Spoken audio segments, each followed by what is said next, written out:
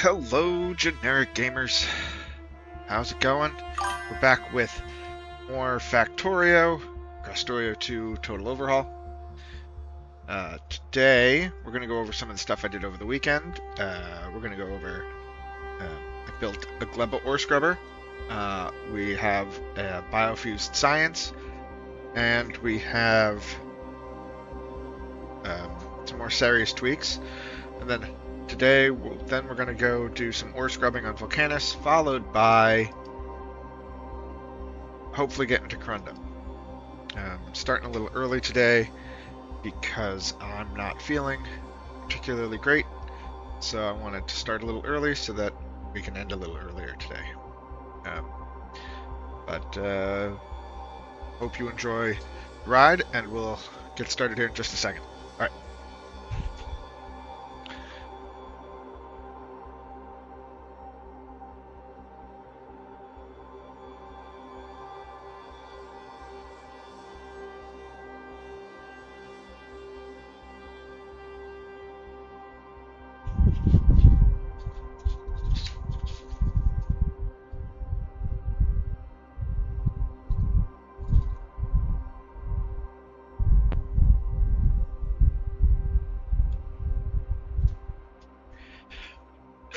Okay.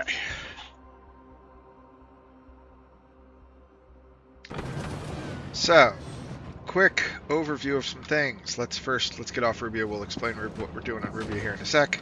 Let's head over to Gleba and show off. Right, because we need to go do that first. We have to make some changes on Gleba, but more so, I'll show off our big change here in a minute. First, I need to finish doing this so that my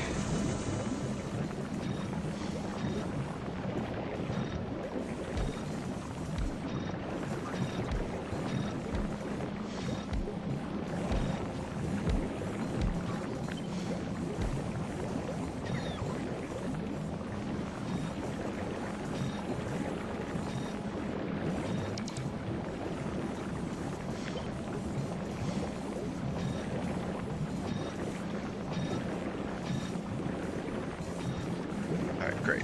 All right. We had to make some changes to our science hub.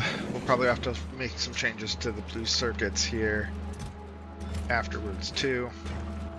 I think we'll be fine for now though.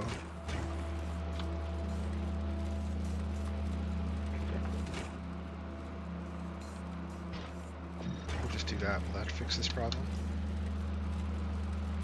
It'll make it as close to possible as being fixed.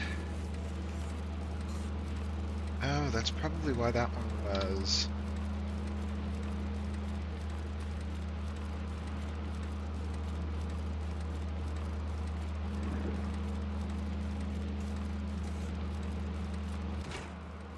Oh, I wonder if that was why that was a problem in the first place.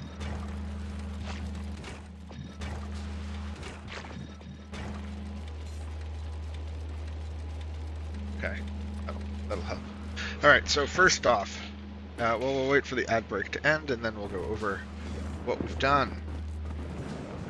Let me just go clean up my inventory a little bit while we're at it. We have some big changes, some things that are cool, some things that are just fairly straightforward.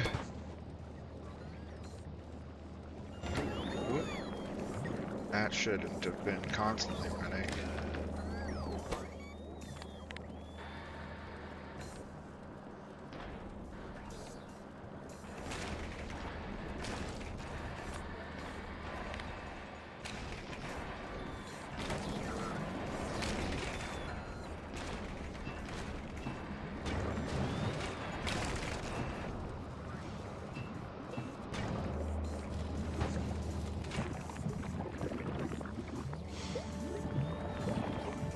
That's doing something. Oh, right. While we're out here, let's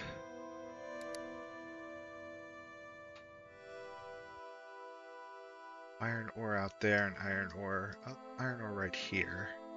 That's in crappy spots to grab it. One's a little bit better. Okay, we have to do something because iron ore is about to run out on this planet.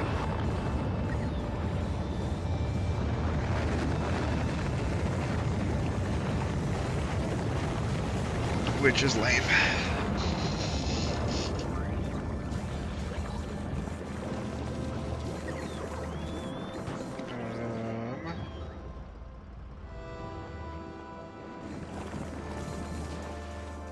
You know what I can do?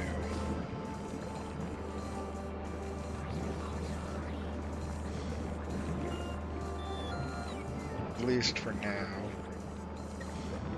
If this runs out, we'll... The only thing using iron regularly is for engines. Is this?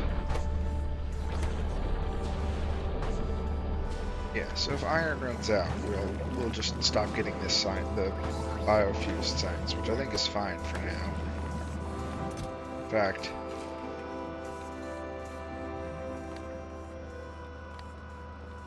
just turn that off for now, because I don't think we're doing anything that requires it. No. Okay, so first things first, let's talk about ore scrubbing. I spent some time, actually we'll go directly to the ore scrubber. I set up my legendary ore scrubber on Gleba. It's easier on K2, arguably, because I don't have to build farms all over the place. Let's go through and explain how it works. So, you can set this up on the base game.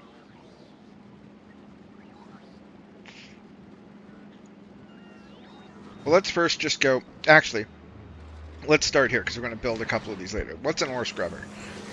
This is what I call an ore scrubber. It just takes in any of the rawest of resources and uses a recycler stack that self-fills.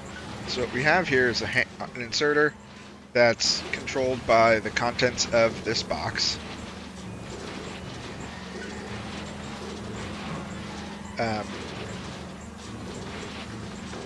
Or the output of this arithmetic combinator. This arithmetic combinator is counting the contents in this box. And it won't fill if there's more than 500 items in it, so that it keeps it from overfilling. So that goes into there. Then this inserter is set to do regular ore.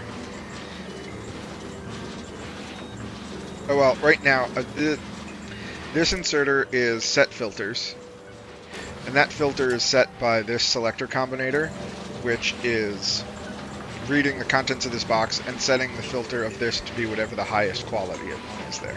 And it feeds it into the recycler. The recycler then spits it out into this box. This box says, hey, keep everything that's legendary or less. So if it's epic, it'll get it kicked out of this box and it goes to one of our epic holders on the side. Then if it's not epic, it gets picked up, put onto this belt, fed back underneath to here, where this inserter grabs it and puts it back into this box, and it starts its cycle again. So basically this just takes ore and keeps ripping it out until it is legendary. Once it's legendary, it gets kicked out of the system.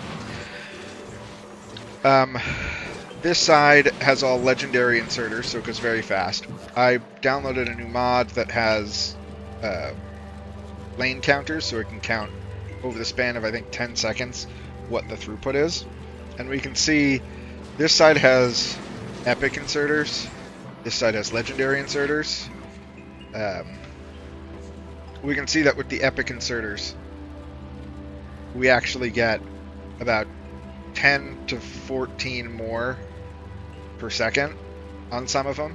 So it does actually make it go faster by having those in there. Same setup on both sides.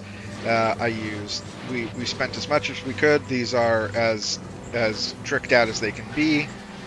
They are legendary recyclers with legendary quality modules, so that we get the highest rates possible. This is built on Gleba. You could do this on Novice if you wanted to. I did it on Gleba because on Gleba we have an infinite source of iron and copper.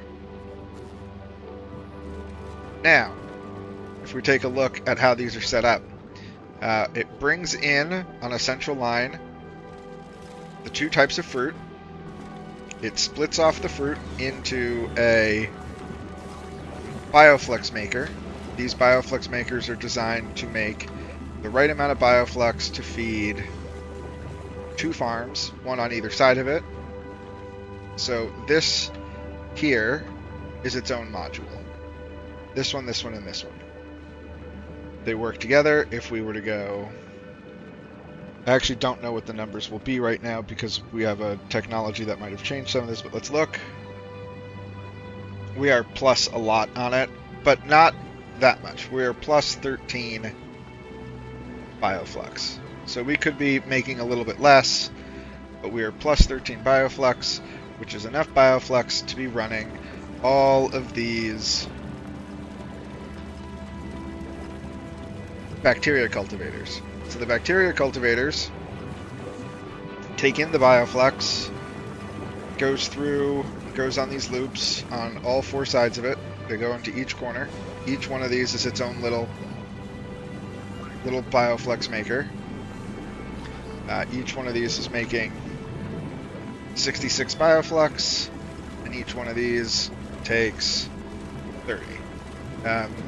My numbers are a little off because we have a technology that we'll go over here in a second that we got, which is these biochamber productivity bonuses, which are adding productivity to my biochambers, which is throwing off some of my ratios on my biochamber stuff, which is what you saw me doing at the beginning over here on Gleba.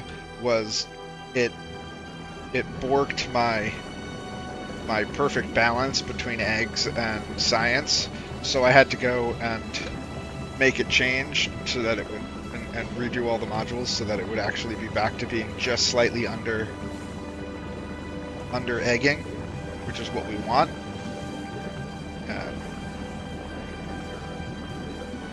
So that these don't ever overproduce and create problems.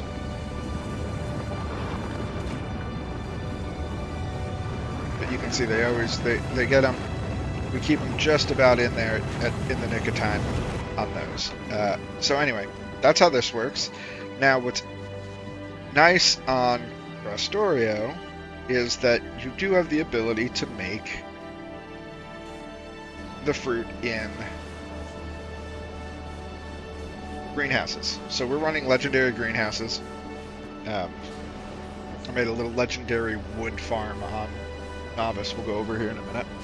But these produce the right amount for this farm, this whole big farm. It overproduces a little, but not so much. You know, it comes down, comes all the way down, gets split off. Each one of these gets split off into the proper farms, and then gets flipped back. You'll see some of these things where we technically only need half a belt for this, so it winds up spoiling on half the belt where it doesn't go out fast enough. That's fine. This will never bother anything. Then it comes back up, and then gets looped back around. Where we have our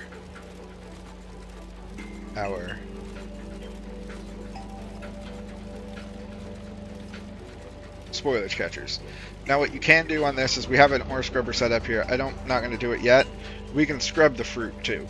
We can do a priority output to the center and then take any extra and put it through a scrubber to get legendary fruit, which we'll then be able to use to make legendary carbon fiber. We'll need legendary carbon, which we will have by the end of today's session, hopefully, and legendary stack inserters by getting with that legendary carbon and legendary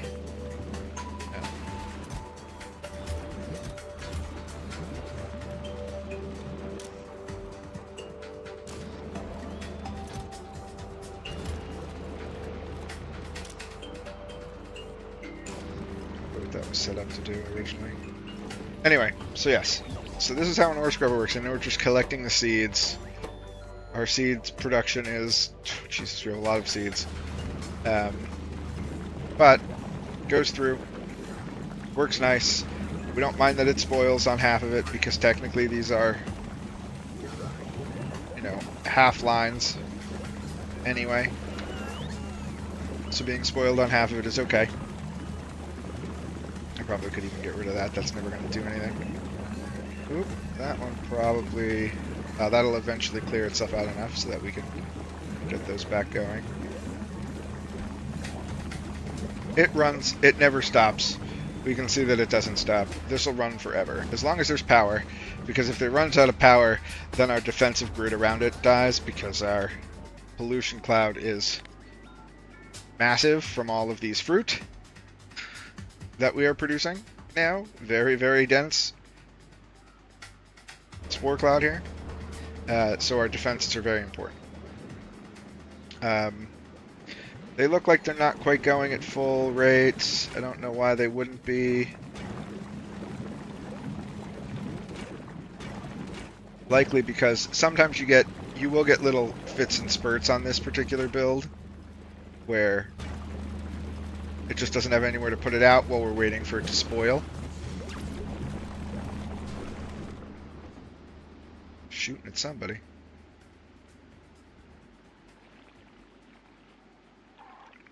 Little dudes coming down. They're going to get hit by the Tesla turrets and then the laser beams if they last that long. There you go. Do these guys just slowly die off anyway? Yeah, they do.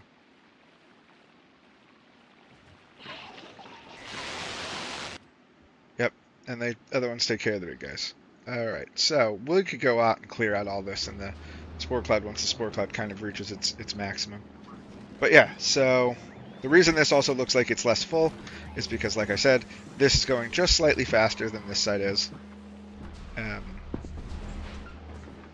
Now, what we're also doing on Gleba, because it's Krastorio, is we are not just immediately smelting our iron, we're actually taking the iron. This makes so much, we get so much throughput on Legendary on this one. So our Legendary iron gets requested here, we enrich it to Legendary enriched iron with productivity, which means we actually get more enriched iron than we started with in regular iron.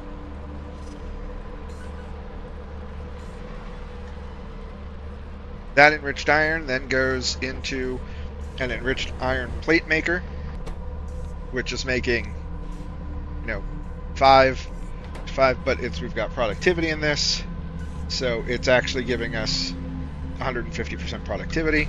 So for every one iron, legendary iron we get, we end up with almost 2x here with productivity, and then more than 2x here. So we almost get 4 plates for every 1 iron. And if we look at our numbers, we can see I had to come. We were backed up on legendary enriched iron at the moment because this ran out of nutrients. I made a boo-boo in the build and the pathing of the nutrients, and so this just wasn't running. So we were just collecting enriched iron, or we were collecting regular iron, and it wasn't being enriched to be smelted down. But if we look at our if we look at our legendary numbers, we can see that we're getting, if we just look at this number, we're getting about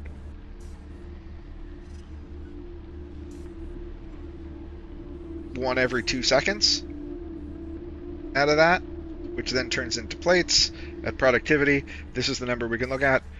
This is the baseline. It'll be slightly higher for iron at the end. We're getting about 2 legendary plates per minute, or 2 legendary plates per second, which is pretty awesome for not being an asteroid casino, for not being cheeky and upcycling asteroids or using the LDS shuffle. We have unlimited legendary iron and copper. So one of the other things we had to do, since it's Krastorio, is in order to get these to make these, we have to make fertilizer. Well, fertilizer requires biomass and nitric acid.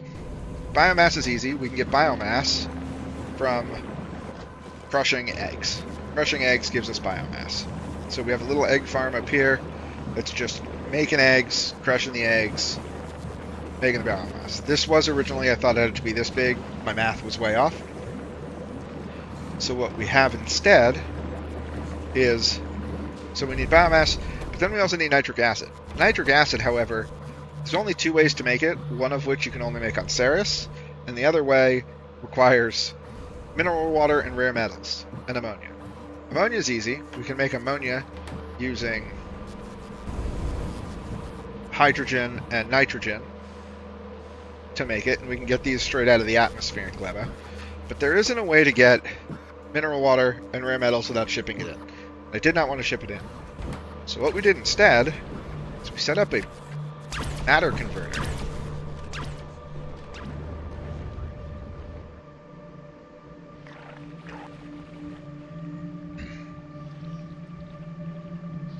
Set up a matter converter. This matter converter, one of the recipes on a matter converter, I think I have one on me I can build. I do. Here. I can drop it down and we can look at the... Matter converters require basically a base material. Now, we don't have access to infinite stone on Gleba, or any of these other ones. Technically, we could have infinite wood anywhere, but wood is 10 wood to 1 matter. That's very low. One of them, however, is biomass. 10 biomass to 5 matter is not a bad rate. That's a 2 to 1. And since we're already making biomass for the fertilizer, we can take the excess biomass, turn it into matter, then spit the matter in to get rare mineral water and rare metals that can feed into here. Now, originally I thought I was going to need this because I was trying to get these to each run at full capacity, and then I realized this makes 120 ammonia per second using these resources. This only requires 8. So we needed like what's that, 120 divided by 8? Oops.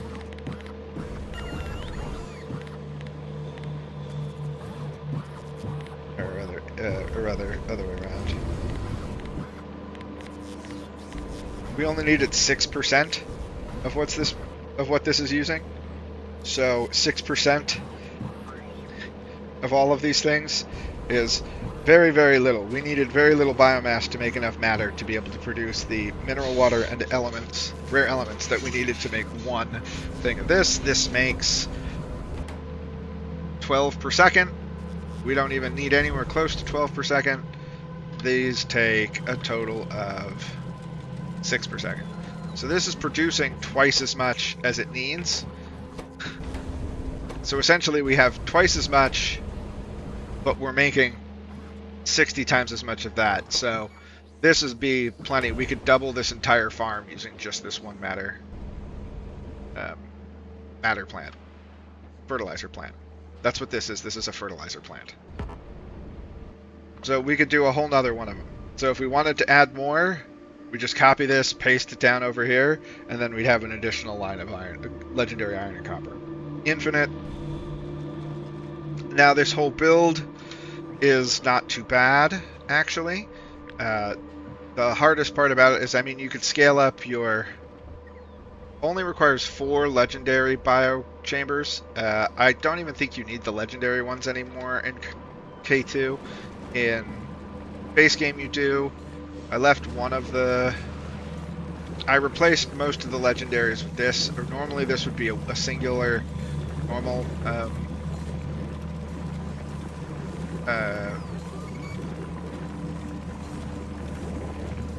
beacon with legendary ones here. But we got the numbers matched up right to be able to do it this way. So yeah, so this is legendary iron and copper. Pretty cool. I think it's a neat build. I think it'll serve us well. Once we get a good stockpile of iron and copper, we can set these up to, we could set up a little iron and copper smelter farm right here in the middle of our train. This train doesn't really do anything. This train will be used for moving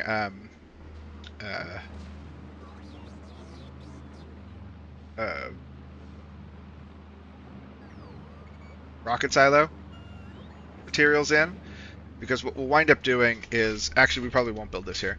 Once we get a good backstock, we'll probably start taking all of this. I have designs on making another section on Maluna into its own legendary factory, where everything comes in here, and then we just build an entire legendary production thing over here, a legendary mall, where we bring in every legendary resource and create every building as legendary, so we can output every building as legendary. We can also stockpile all of our legendary resources in one spot, and then be able to ship them out from there. So Maluna will become our legendary sort of safe haven.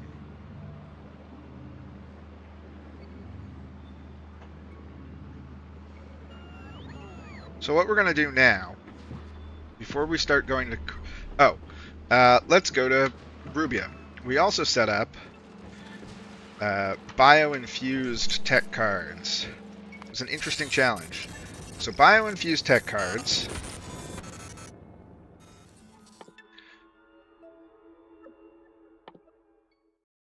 are these. They require iron bacteria, biter eggs, and brown froth. Only on Rubia. Now, we can ship in biter eggs, and it does give us the ability to make iron bacteria on Rubia when you research this. But we can't do the initial one. Like, we have to do the bioflux-based recipe for it. So what we've done is set up a build where Rubia is now requesting biter eggs and bioflux. We have a ship. We have the the Rubia Gatherer. Rubia Gatherer collects biter eggs and bioflux. This is a very specific number that I'll explain here in just a second. All it does is go back and forth, and it picks up biofused tech cards so that we can get some biofused tech cards going, because we'll need a whole lot of them for some of our tech later on. Which will go nice and slow, but we'll rip through it when we get it. It gets up there and then it's immediately done by the time it gets to its peak, and then it drops back down. I actually don't even think that's the peak. So it picks those up. It drops them off here. Bioflux comes out there, biter eggs come out here. Now this is sort of one of the cooler little builds that we've made. This train has a very specific purpose. This train does spoilage. It just brings spoilage over here. When it's empty of spoilage, it will come over to this side, pick up spoilage that has occurred in the build, fill up the train, then come back over here and do spoilage. This spoilage is made into nutrients to feed our sludge to nutrient maker. The sludge to nutrient maker, and then eggs come in here. So what winds up happening here is really interesting. Because this needs iron bacteria to run, and we can't on Rubia make a inserter go left, they can only face to the right. There's no way to sort of set them up to loop. Like, we can't feed them in and then make them go back around. We can't set up a build where it does it itself. So what we've done is we actually take this train. This train comes around to here to the left. Nutrients go into the train car. Spoilage goes into the train car. And bioflux goes into the train car. This ejects any iron or spoilage, comes out to our spoilage line, to our spoilage thing. We yeet any of the iron that we make out into space, and spoilage gets stored for when we need a new influx of spoilage. So those go in. This machine takes them back out immediately, takes out nutrients and when it's on this side, though this one kind of has to be. Wolf, I don't know if you caught the front end of this build, of this. So we're on Rubia, and we have to do... This machine requires iron bacteria as an input, and the iron bacteria spoils in 1 minute. So it actually goes, takes the iron bacteria into here. This exits, puts the iron bacteria into this to feed into these machines, then comes back around to feed the same iron bacteria back into this, so that it has its own input.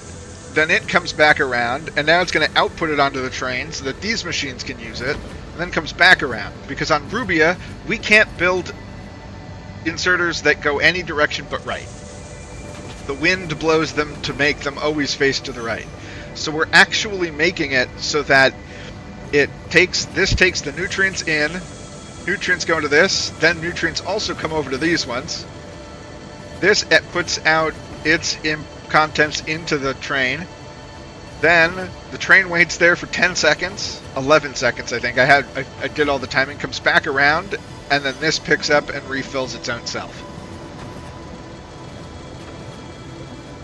Yeah, so on Rubia has these trash asteroids that fly around. You can see them. They fly around and they crash into everything and damage them. So you have to have guns around. But the wind is so strong, you can kind of see the wind blowing. Let's see if I can get up here. You can kind of see the wind blowing to the right. You can't build belts that go to the left. They'll always get blown. You can go up, down, or to the right, but you can't make a belt to the left. And splitters can only be in this orientation going to the right. They can't go that way. They can't go this way. They always just get faced, and same with inserters. Always try to go to the right. So you have this crazy build where the only way to get things back to the left is using trains. So because on Gleba you'd normally feed this into itself and kind of have a loop where you're doing it, I couldn't do that here. So we just have it feeding out into the train, and then the train comes back around and feeds it back into itself. And the train then also provides nutrients for this, given nutrients by this. It's amazing. And this train is set up to spend 6 seconds at the input and 10 seconds at the output, so that these machines can empty it out and this machine can empty its contents into that machine, into the train. And then any spoilage that happens on these lines gets pulled out and put into this box, which goes to here. This train here is feeding the initial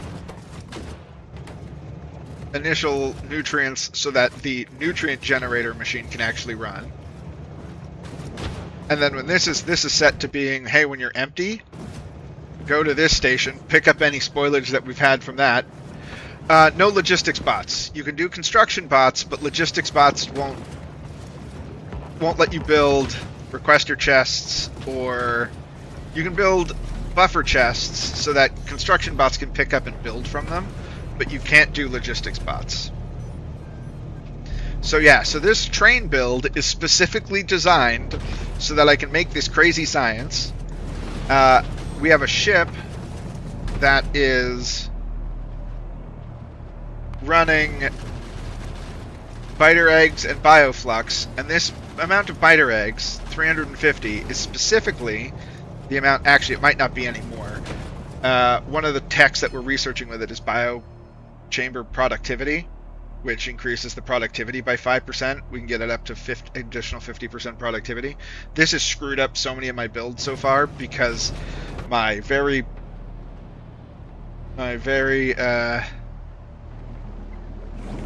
delicate, just barely under ratio of making eggs to tech cards got all screwy, so I had to refinagle this, and I'll have to do it again. This had gotten up to the point where the productivity had caused it so that my eggs were now, I was like plus 0.5, and it all hell broke loose. There were 1 million eggs. But if I do this, we're trying to get to what number is 1,000. So 150, 155, 149, 152.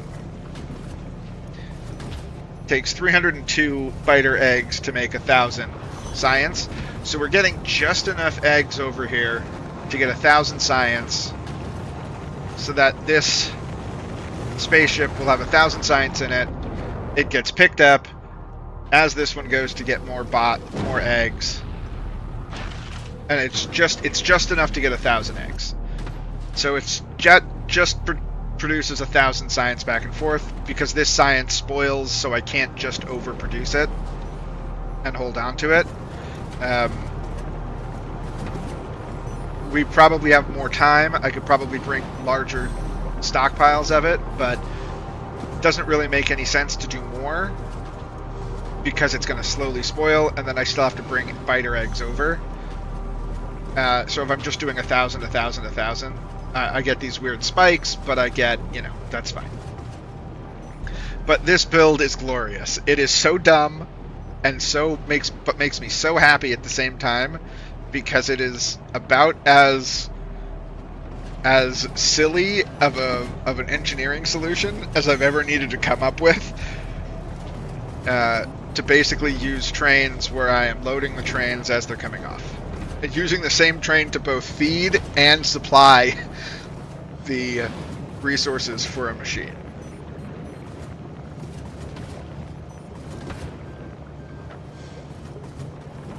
On a Gleba style factory where things spoil, right? So it's not like this was like the only solution. I think this might be the only solution for this. And this is tileable too. It's within 3 of these, 3 by this, so if I wanted more, I could take another one, drop it here. I designed this so I could put a splitter here to split eggs out and take more eggs over to here, and split this out here for bioflux to bring more bioflux over. So we could tile these to the right. It's easy to go to the right in this, and then move our... since there's no bots, there's these special machines that take items and feed them into the logistics of it. Feed them into the machine. Oh, I don't even need that, do I? I didn't need that. I could have just fed it in with the other, but normally. Because you only need this if it's something that can't go into the machine. Yeah, we don't even need that. That's a mistake-o.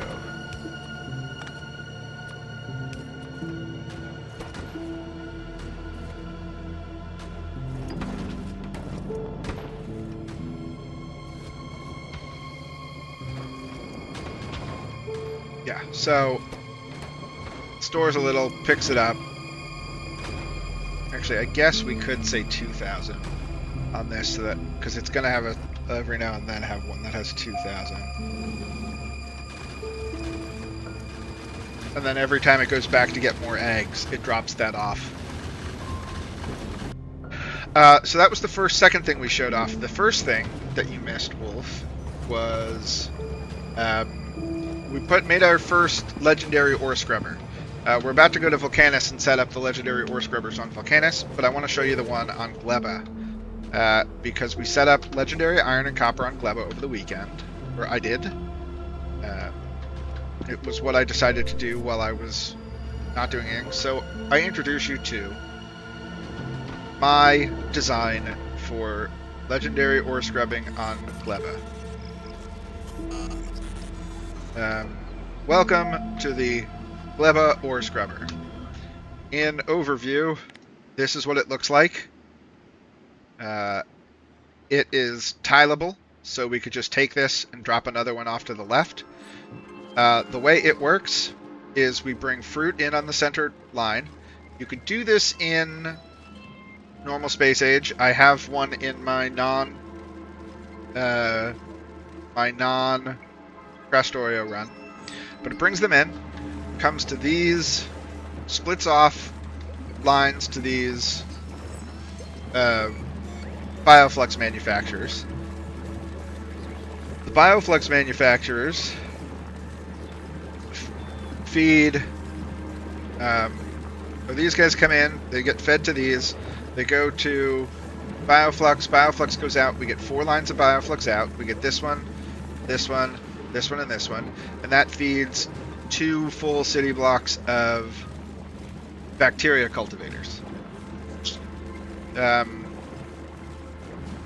We have that on both sides. We have them for copper and iron, and this build will fit 4 of them. This is what I had figured out for, each one of these provides just about 2 full lines of iron. If we do this, we can see it's making obscene amounts of bacteria, but the bacteria gets clogged up in spots. 150, 150, so that's like 240. It's 300. You'll get it in waves because it will get stuck. You have to wait for it to spoil before it gets pulled off the line, and then you put it back on there to spoil for the next thing to spoil. Overflow output for each, if it spoils in the machine, comes out here. Then these come down. Oh, you know what? We're not balancing there. We should rebalance there here. Comes all the way down, gets balanced, then goes to my ore scrubbers. So my ore scrubbers, these are designed for taking in lines of ore, and I explained this earlier in the stream, at the very beginning, but I'll go over it one more time now that there's people here. So these are just stacks of self-cleaning recyclers. The way it works is this inserter puts it into this box. This does not need to be a requester chest. I have it as a requester chest as a fallback in case I want to make requester versions of it. This arithmetic combinator is just counting the contents of this and saying, hey, sending out T for the total number of items. This inserter will not insert if there's 500 items in this box so that we don't overfill these boxes. This inserter is controlled, has its filter set by this selector combinator. This selector combinator is linked in with the contents of this box to say, hey, use whatever the highest quality is so that we always take out the highest quality first so we don't end up with, a bunch of high quality stuff in here and it's only doing the regular. Puts it in the recycler outputs it to this buffer chest. This buffer chest is set to say, hey, hold on to anything that's legendary or lower, and trash anything that's unrequested. Basically, if an epic piece of ore lands in here, it gets put into the trash and collected in our storage. There's nothing in any of these storages on this one at the moment, and I'll explain why that is in a minute. And then this inserter says, hey, if it's not epic, put it on this belt. This belt goes back underneath the recycler, gets picked up by this inserter, put back into the box to go start the cycle all over again. And it will just basically take all the ore and keep going. And that's lines of these, so we have them side loading. Each line has 1, 2, 3, 4, 5, 10 recyclers on it. This is almost as good as you can get. This one is actually as good as you can get. This one has all epic inserters, so there is absolutely no slowdown in the time it takes to move. Or you can't use stack inserters for a little bit more speed because you will end up with... Well, you can use stack inserters on the ones going to this box, but the ones moving these back and forth are actually the ones that are slowing it down, that slow it down. And you can't use stack inserters. Hey, we just saw a bot come and take some legendary ore. Because you don't always know that you're going to have 16 of an ore in this box. So you just want it to move as fast as possible. This is all legendary recyclers with... legendary? Yeah, legendary recyclers with legendary quality versions. And legendary inserters. So this is as fast as it gets. We can actually see the difference between epic inserters and legendary inserters up here. I downloaded a new mod. These are belt counters. You can connect them to a belt and see what the actual throughput over the span of, I think it's 10 seconds is. We can see that actually these belts, the epic inserters move the ore so much faster that we're getting about 15 per second faster on some of them. So they actually do have higher throughput. We're about to go set 2 of these up on We also know that this is not running smoothly. This is only 160. We're going to do this with purple belts on Vulcanus, which means that at 360, we're going to need, if this is all doing about 170, if this can handle 170, I don't think it can handle much more than 170. We'll have to do 2 of these back-to-back on Vulcanus, because we're going to do this all purple belts. And then let's look at the rates. Right now the rates are going to look a little weird because we have a bunch. It's made a ton of this, so we'll just focus on the copper. We're backed up. Oh, also on Krastorio, because... Oh, hang on. 2 things before we look at the rates. First, you can do this on normal space age. You just have to build a bunch of farms. To make this run... you need 24 complete Yumiko farms and 13 complete Jellynet farms for this blueprint to function properly.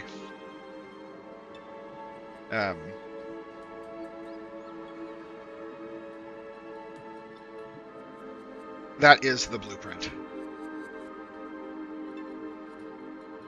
That's the number of Yumiko or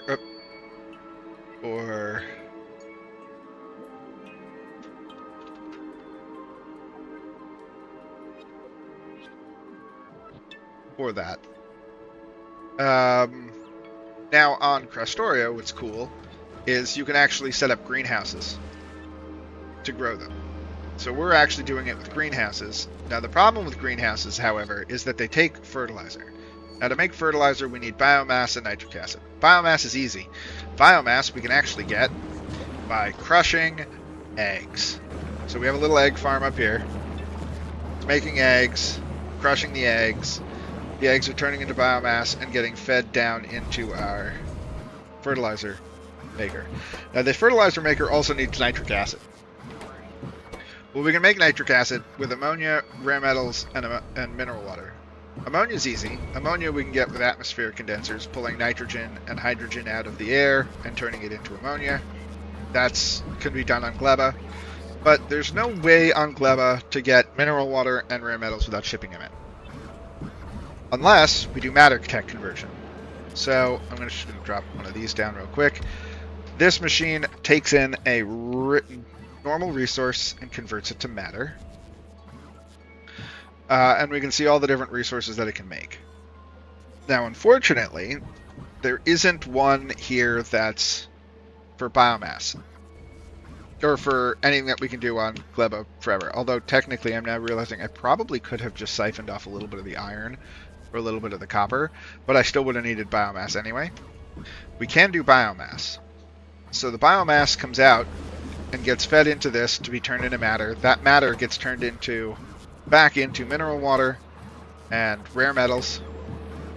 And then the rare metals and mineral water get fed into here to be able to be made. Originally, I had a lot more egg production because I thought I needed more biomass. And then I realized, oh, this is making 120 per second. And this only needs 8. So I need 6% of what this is making to make 12. And this farm takes just over 6. So we're producing twice as much and only need 6% of this. So really, these... I didn't need to get to 15. I was making enough biomass to make 15 matter per second so that these would have full throughput. And then realized I didn't need anywhere near that much.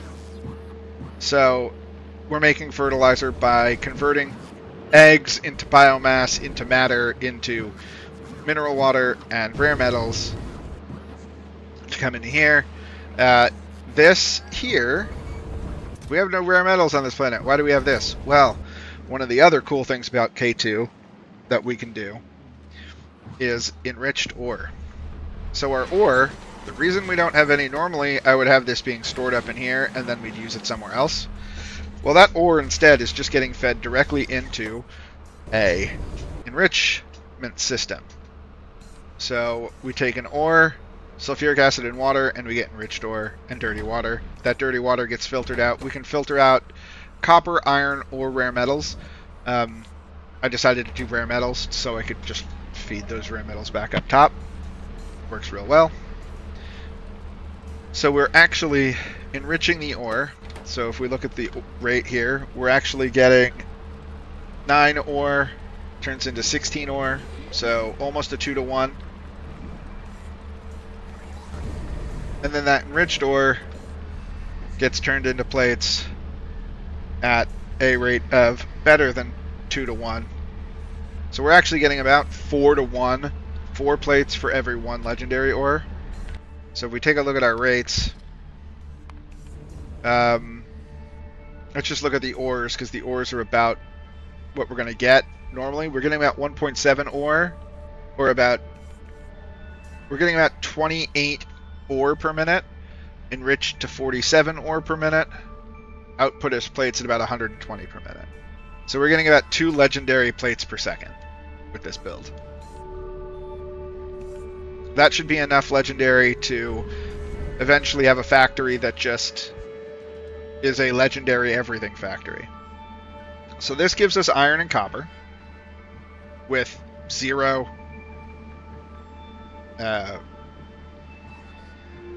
totally renewable. This will never run out. This will never end because the only resource it's bringing in is water for the farms. Everything else is entirely self-sustaining. The bioflux is, everything is built off of these. There's no inputs. This is a 0 input farm other than water. Water is the only thing being brought in.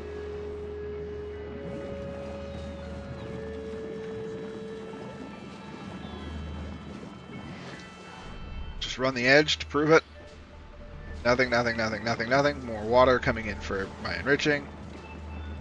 This does not ever run out. So we never have to worry about iron or legendary iron or copper again.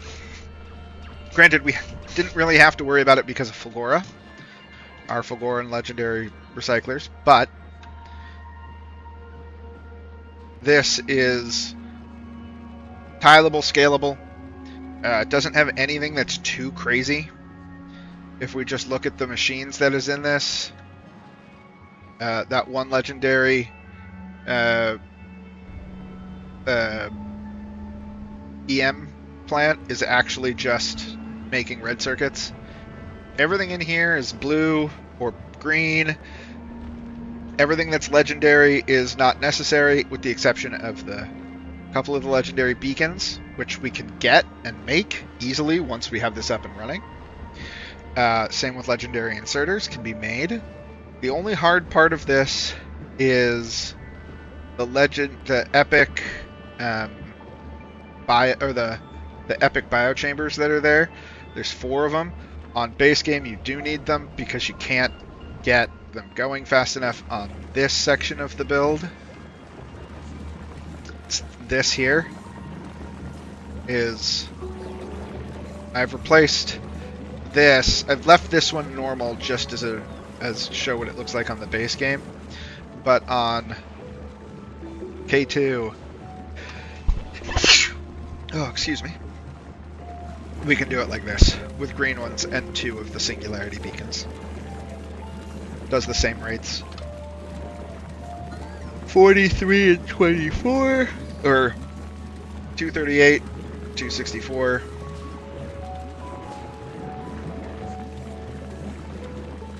$238, 260. It's not quite as much. It only needs to be 240. It doesn't even need to be 240. It needs to be 120. Because technically it can't. These ones only need 120 of each. So these are even overproducing. But that might also be because of my productivity bonuses. I'm not sure. Let's take a look at Rubia. Just make sure this is still running. Yep, it should not stop. The Rubia runner is bringing back more eggs. It's going and getting me eggs. I'm out of eggs. So this is now currently just doing... Oh, no, I'm not out of eggs yet. Must be the last eggs on the line. Yeah. Now, even if without eggs, this will still run. The only thing that this will eventually run out of is if we run out of spoilage. We'll have to bring in more spoilage. Spoilage, it will eventually slowly run out on this build, but not anytime soon. This should maintain running as long as there's bioflux and nutrients for it. Eggs are the one part of this that can run out. These will just be idle.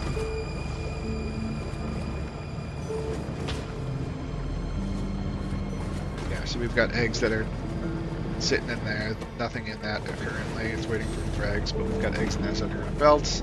So when that runs out, these are set to being 1, so we're just outputting 1 at a time. And then hopefully this ship makes it back. Yep. Oh no, that's the runner. The gatherer is the one that... the runner picks things up from Rubia. The gatherer gathers things for Rubia. Excellent. So we've done that. We're going to go build one of these on two of these on Vulcanus for tungsten, or 3. Tungsten, coal, and calcite. Coal will give us carbon and legendary plastic. Calcite will give us legendary stone, which will give us legendary glass and all of the stone products in Krastorio. And legendary tungsten will give us legendary tungsten. And then we will be able to go from there.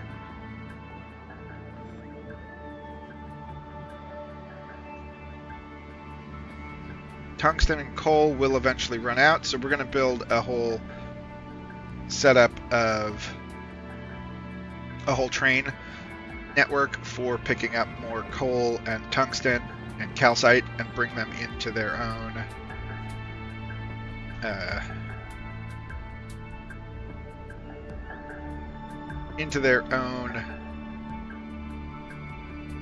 recycler stacks. We'll design how that looks.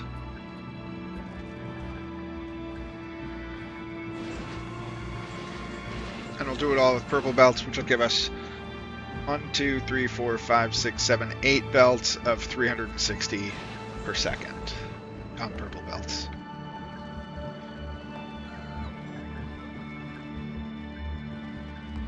Wonderful. Last thing to look at before we leave is we made a couple changes on Cerys. We learned something about the particle movement through a little bit of testing. I was looking at these guys. This is just a dead build. This doesn't have anything to do. But I was looking at what, higher quality does. Stores electricity. So those numbers are the same as here. But there's another number here. The max voltage. The max voltage goes up with legendary. And I was like, there's no max voltage here. So what we did over here was we made a few legendary ones. And we made a legendary positive and 2 legendary negatives. And it actually will help. It helps pull this one helps pull the particle in because it's stronger, a higher voltage than these two are. So it's less likely to get, if it comes in through here, it's less likely to just sort of get screwed with. It actually winds up whipping it up and then getting whipped a little harder by these ones, so it gets a bigger curve no matter what. And you can see the acceleration come through. And it gives it a little bit more spin as it comes through. We change this to be like this, and then we have a bunch of these out of here as well. We don't even really need this. There's not doing anything. When last we left, this was at about 5.4. Plutonium was about 5.4 per second. If we look up plutonium now, we're at about 16 per second. So the additional boxes out in front, some of them on belts, and then the addition of slightly better pull and spin coming into our catch is making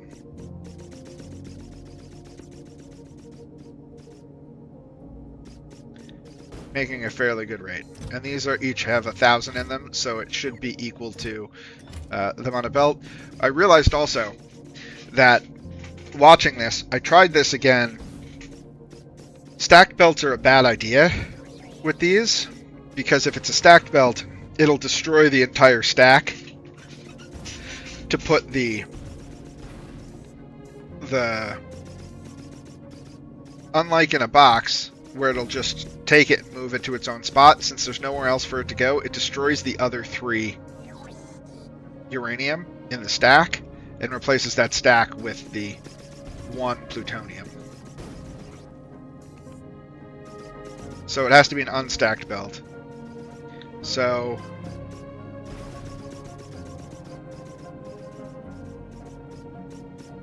some of our math was wrong on the previous one. Boxes will always be better because it's not just about how dense is a stacked belt, because it's not about hitting the tile and affecting all 4. It affects each individual one it hits, regardless of the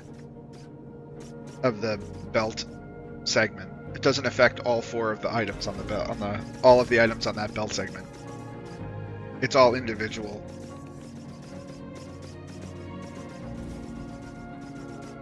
But this does help a little bit. I think actually if we change this back to boxes, it would be better. But I'm happy with it the way it is.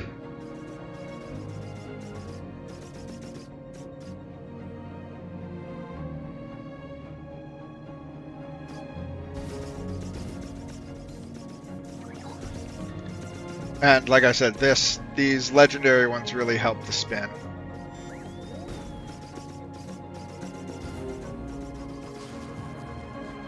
Okay, I think the only other thing to look at is we made legendary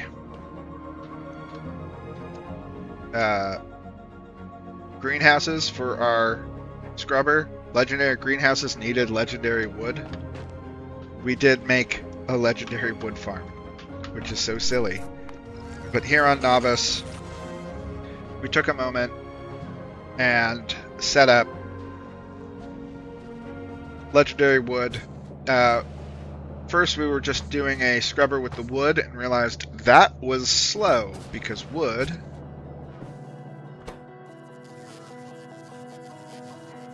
recycles at 1 in 3.75 per second.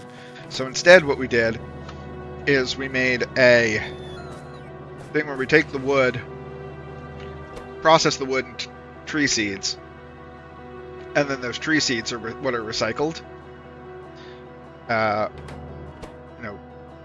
2 wood equals 1 tree seed. And then those tree seeds recycle the same as ore in 0.03 seconds for a tree seed. So it goes much faster. So we do that, and then we scrub the seeds. And then as we get legendary seeds, we put them into a legendary wood maker, because it just is water and seeds to make legendary wood. And then we just stopped it once we got to a certain amount of legendary wood, because we don't need a ton of it.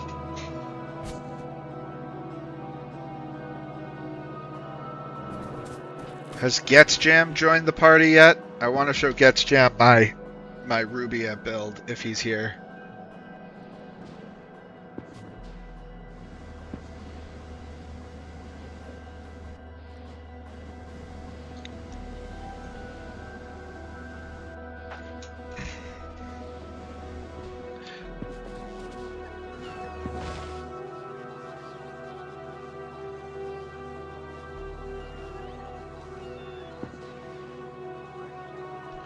We do calcite first. Calcite or coal first. Tungsten last. I think either way we set up we figure out where we're going to do this via train. Because I made this mistake last time where it wasn't via train. Alright, where do we want to build this? Do we build it right out here? And then we can use the same train network? Or do we want to do it? I think over here would be the best. It doesn't look as dense with lava. Like over here would suck. It'd take forever to build around that. I think over here we branch off here and bring the scrubbers up into here. This way we can just fill these up with ore, and we can see exactly how much ore we'll need. Look like a broken chunk there for a second. Then we'll have to go get coal and calcite into them. So yeah, let's do that. Let's set this up here. I think also we should convert our...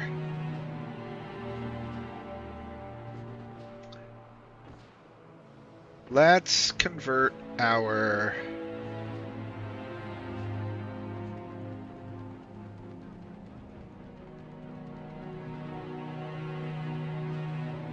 builds to...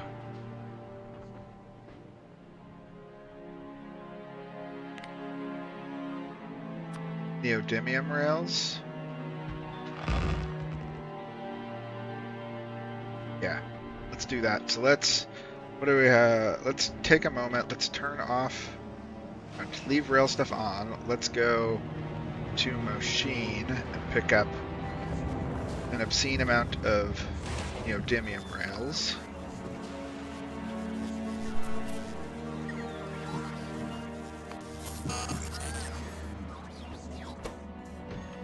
Let's just take all of those. Great. Let's go to... let's make that... let that build back up. Let's head to Novice. Drop off these rails because I don't need them. Let's drop off that as well. Oh, let's go to Aquilo and grab all of our... you know what else I'm going to do real quick? Because this requires... it requires so many things, but it requires most stone. Let's do this. Let's take all of that, and then let's go to Vulcanus, back to Vulcanus. Let's just take this and go, do these have anything in them?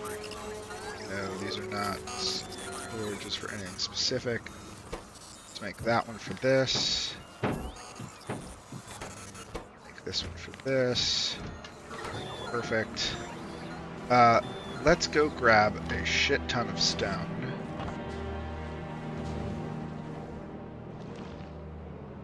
And bring it over to... I think we have stone here. Yeah. I'm just gonna take as much of the inventory as I can, take it to Aquilo and drop it off.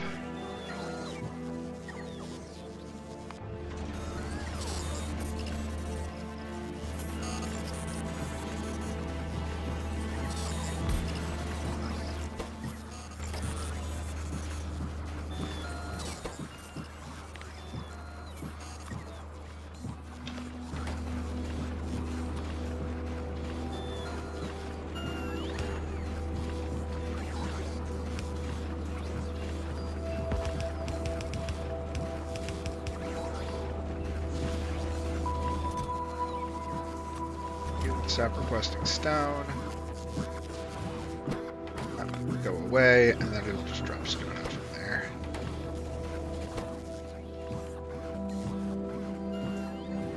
Great.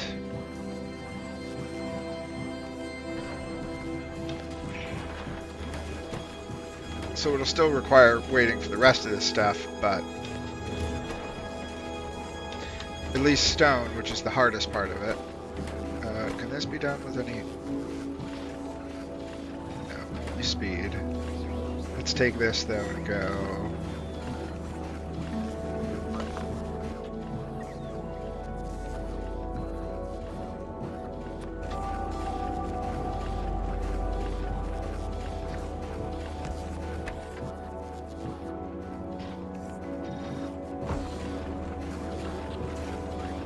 doing 2.5 per second.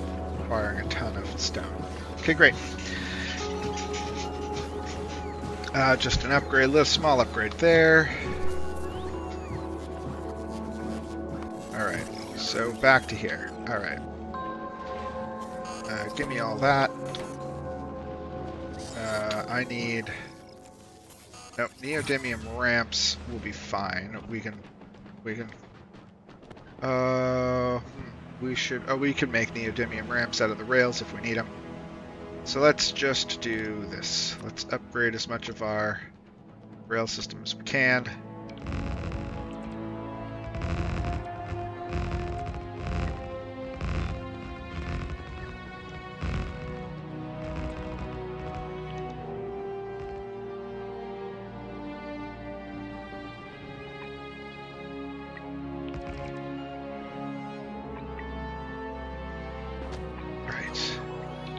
Upgrading elevated rails sucks because, actually, can we do it this way?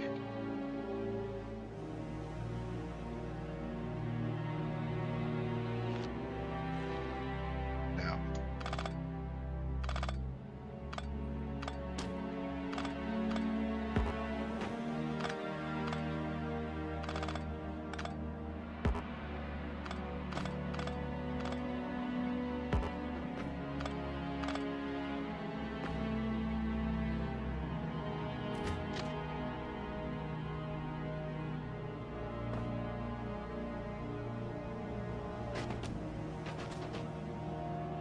Oh, did I do that on the ground? I did do that on the ground.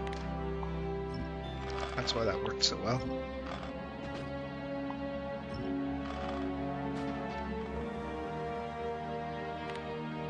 We need to make... There we go, that's what I need. This one needs to be a T. We have to build out... I don't think I have... rail blocks for elevated. I've elevated turn, elevated that, but not an elevated T.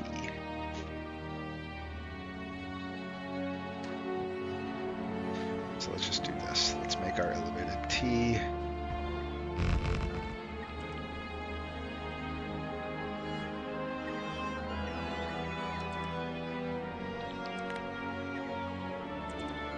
Oh wait, actually the way to do this is like this. Turn off my bots, build the T, build our elevated T. I said turn off my bots. Oh, that was, I meant to do that one.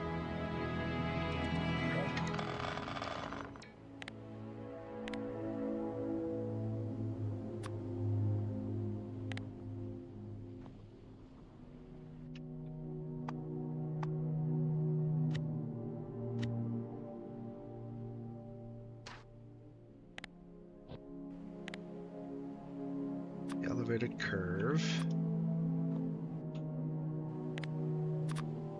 Hang on.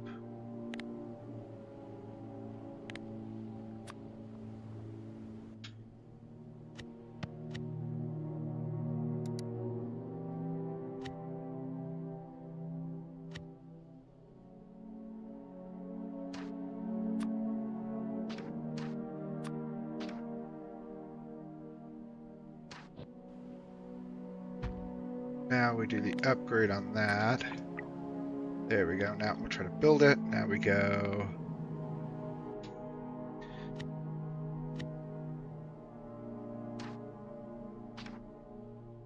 We go elevated. This. Get a copy of this. Put it there. Change this to.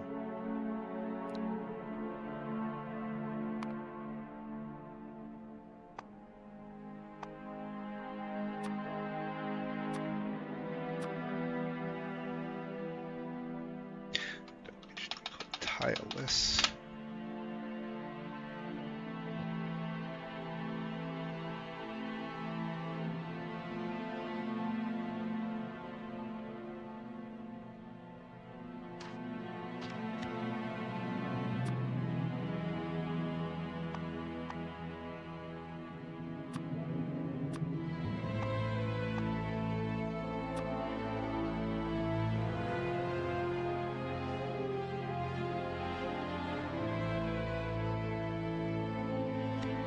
Select contents.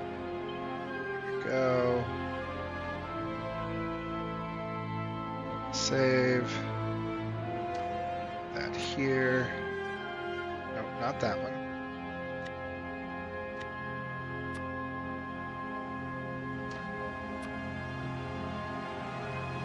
Great.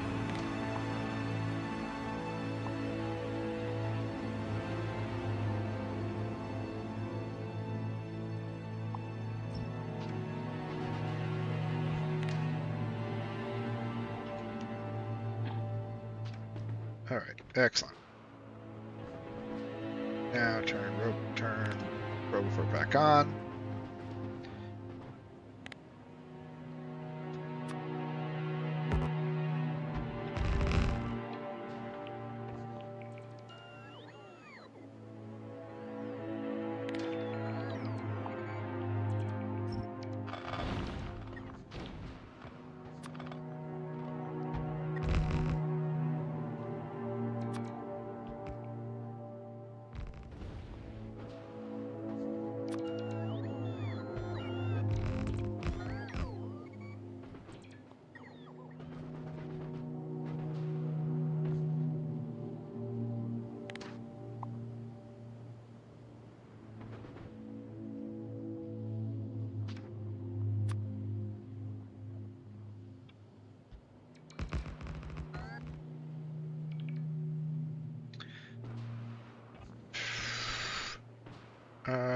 Hang on, I need to get my cavity construction planner that's specifically for this. Yeah.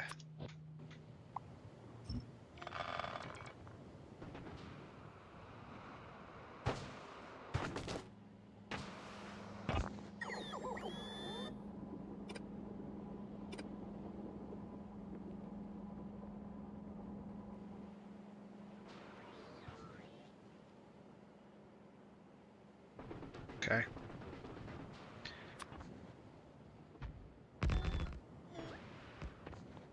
I also need to grab a few stacks of this.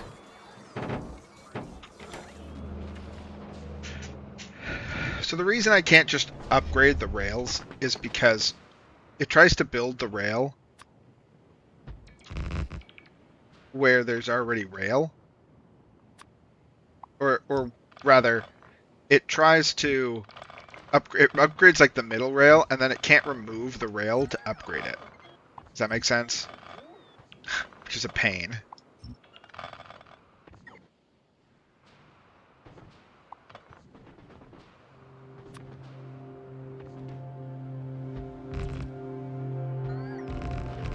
We can also now just straighten these up so that, because we have the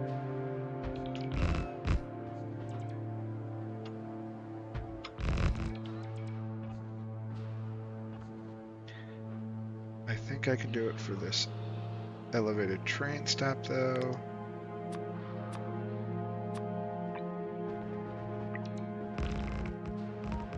Because it's all close enough to... Nope.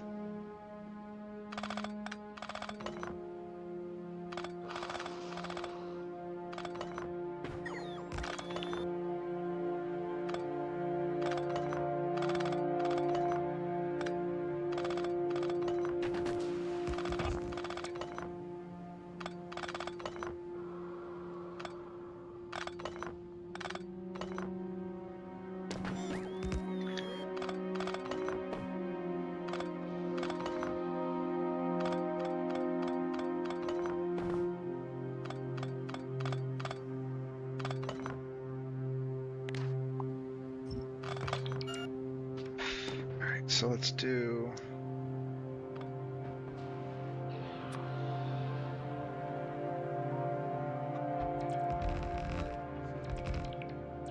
Okay.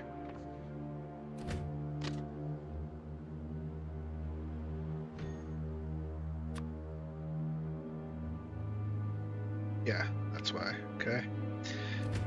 Alright, these train stops are just slightly off from where they would normally be.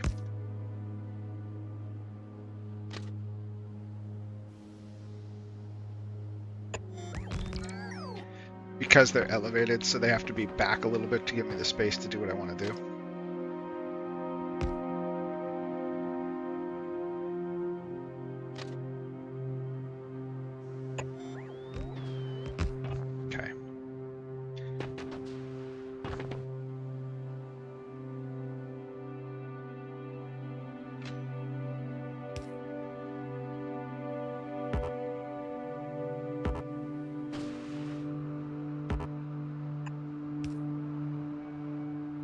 Okay. Oh, wait, that's in the wrong spot. Yeah. That one's upgraded. We don't have to upgrade all of them, just enough of them for now. Alright, so let's just figure out where these would land. If we were to do it here,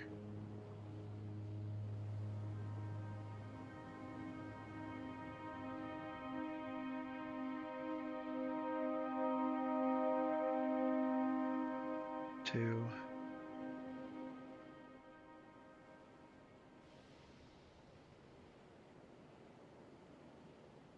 get to there. Just trying to think. I want to be able to go two up, one over and two up.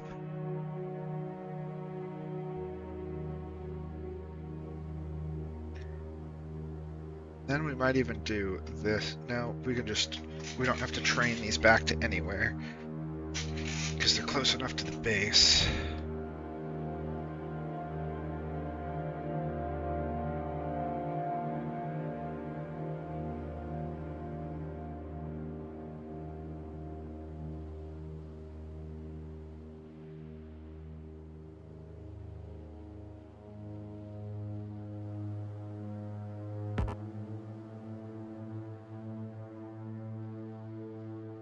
Think like that.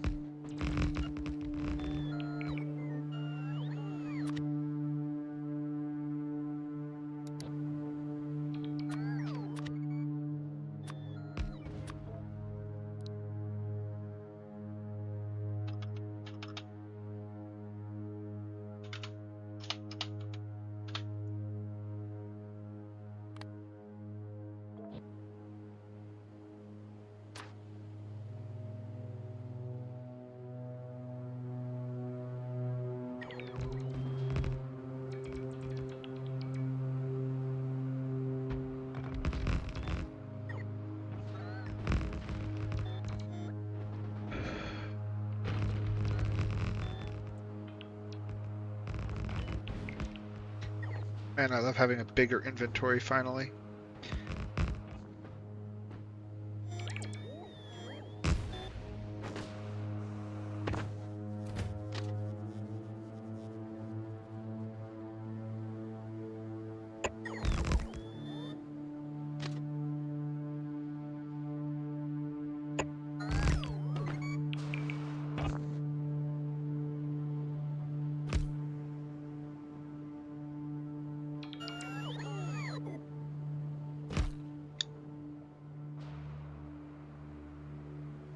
Excellent, excellent. Okay.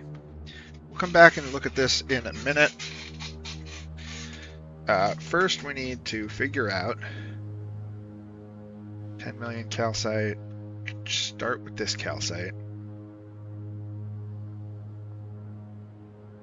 We could also just start with this calcite. We have a calcite mine.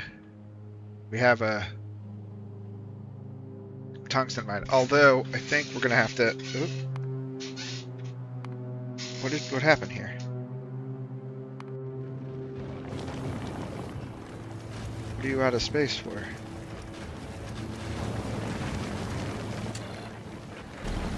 Why do you have so many extras of those?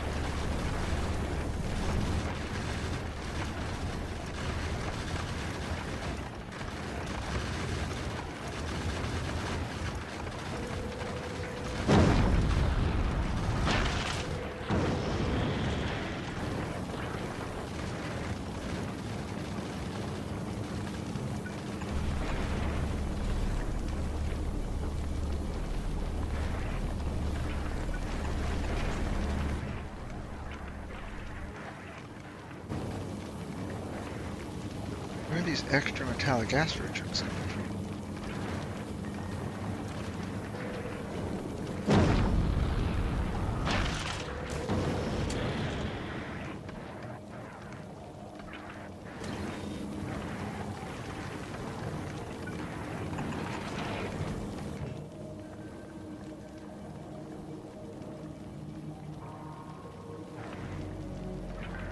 Oh, it's simply because we have so many. It's because we're not getting rid of them fast enough. And we're asking for... Get rid of those. I think you just need a legendary upgrade. Next time we get to Vulcanus, this will fix this problem.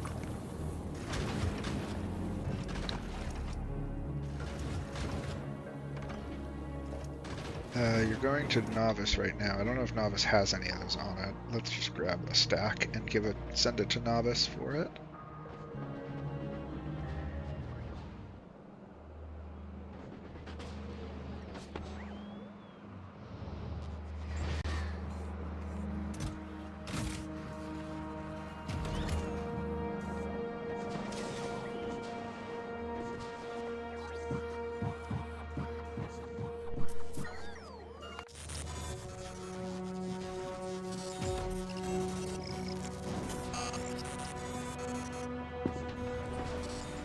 How many are here now?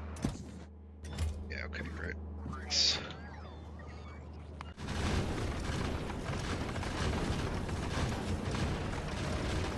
Should get to Novice, that should get fixed, and then we can just dump those back down.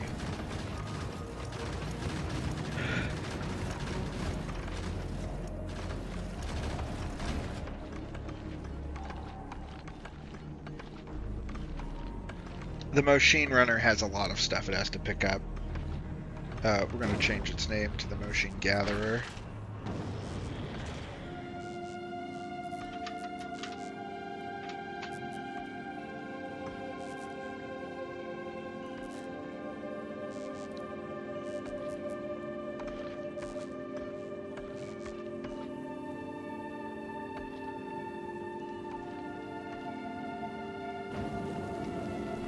Fix this problem. Go. Oop, shit.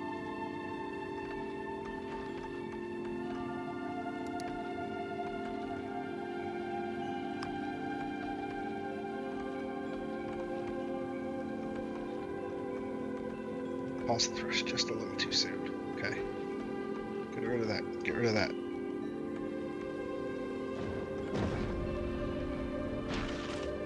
Excellent. Okay.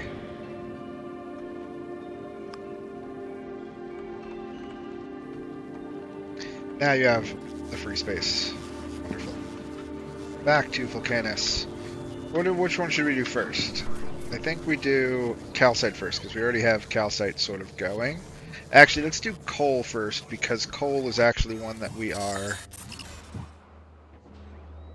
needing to upgrade anyway, because coal is starting to run out.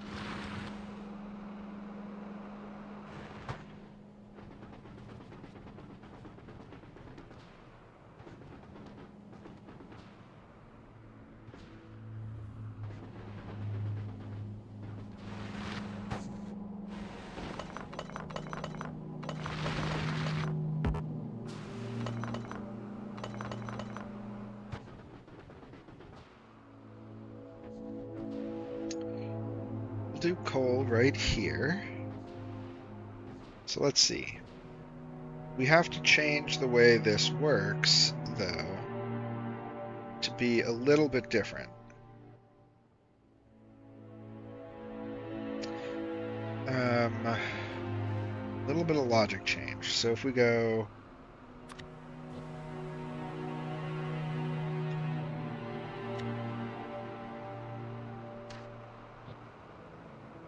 normally be this.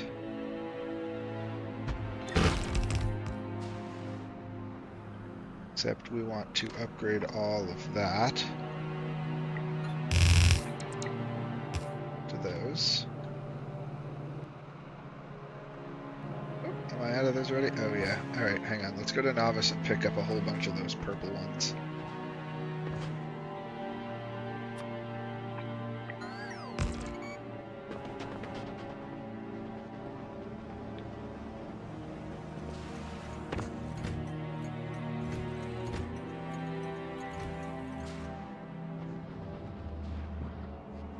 we're going to also change all of the trains to be faster trains, to be as fast as possible for this job.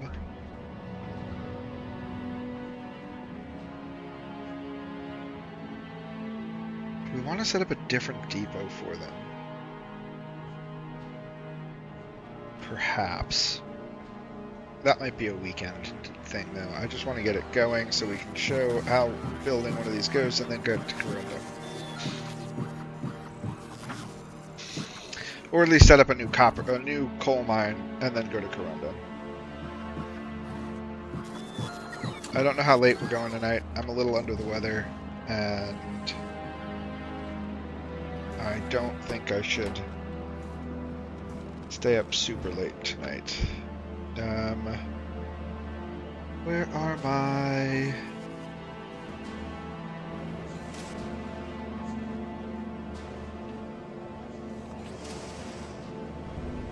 Here's the old mall. Here's the old mall. I need these.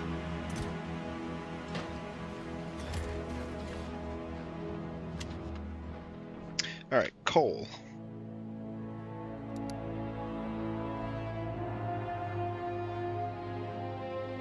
$5.5 million there, 5 million there. The problem is there's a huge coal reserve right in front of where we're going to build this. You know what we could do? If this is going to be coal, we can make this one tungsten later and do coal first, and then we'll just mine it from here and bring it in instead of making a change, because this doesn't even do, we don't even have a coal. We don't even have an actual coal drop off here yet either. We're going to set up a coal one here or right here when we have an actual coal thing. We just had a close enough line of coal for the time being. Okay, well, let's figure out. We know that we want... Okay, we have our... Have these. Okay. Unpowered. I need to get this.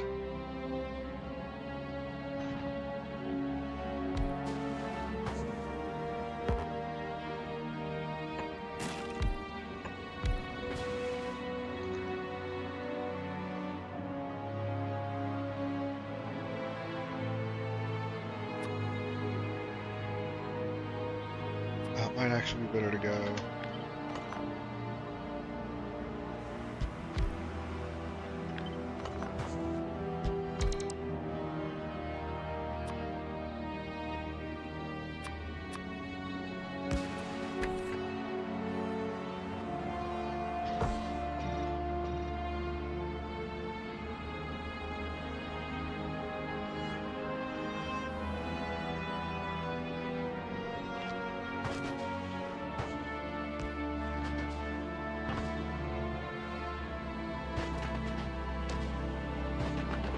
Connect this to the actual...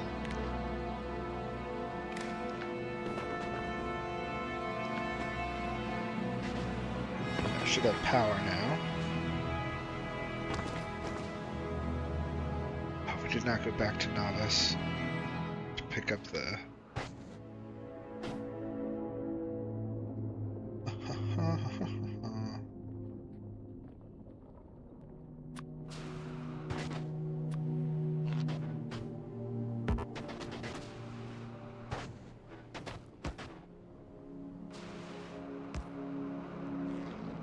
Okay, so what we're trying to do is figure out the best way to... We need... Let's see if we do... Productivity shouldn't give us more, will it? Okay, that does.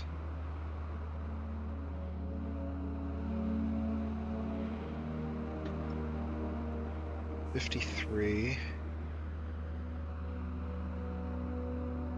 184.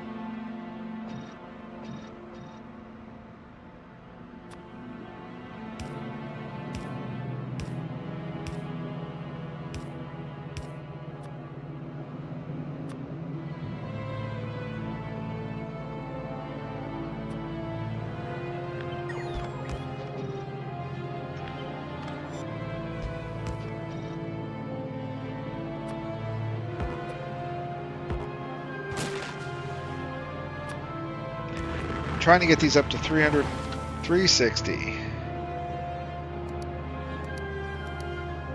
320. Do I have any legendary miners?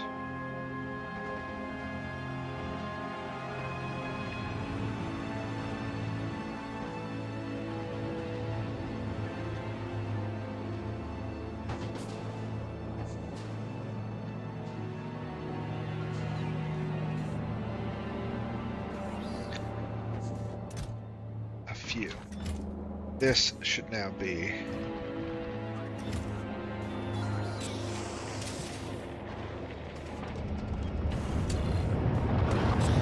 see, maybe we do tungsten first, because then we can just get legendary big miners. Take steel though. Steel does require coal, legendary coal, so we can make legendary coke. Actually, what's the best way to make legendary coke now? We have legendary wood, but I don't want to do it that way. Can we do...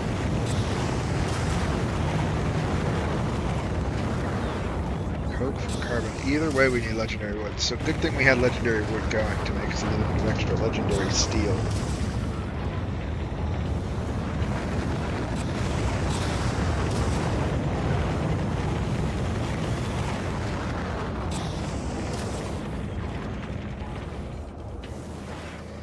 Base productivity of 50. This has base productivity of 50 as well, so we can do those. Okay. For now, let's just go legendary. Change this to throw away legendary epics so that we can try to get legendary out of it. Oh, and we'll change these to those for now. Okay.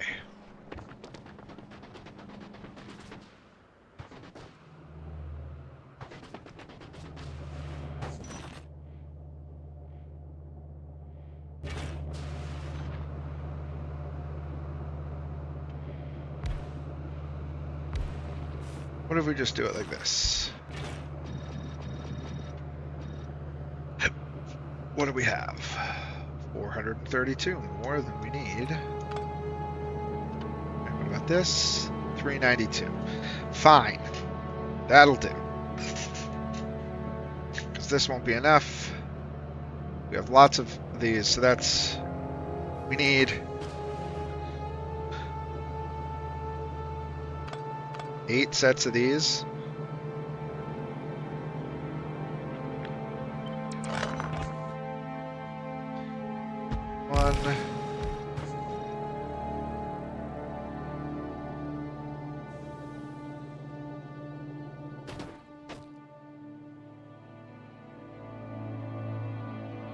Two.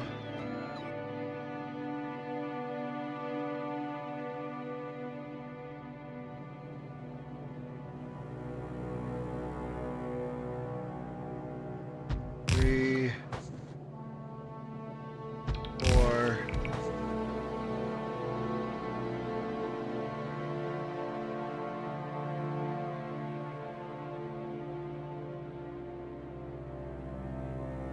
5. 6.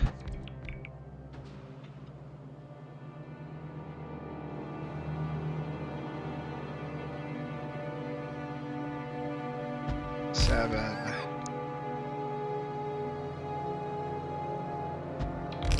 8.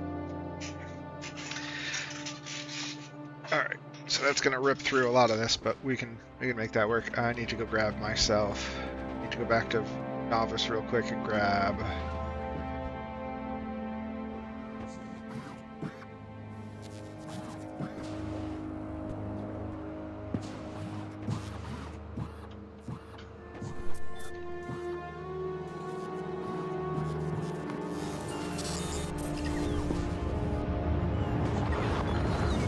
a stack of these. And then I need to also make sure that I've got a couple extra stacks of those. A few extra stacks of those. Splitters are usually the one we need the least of, and then give me 2 stacks of those. Okay, great. Or two lines of those.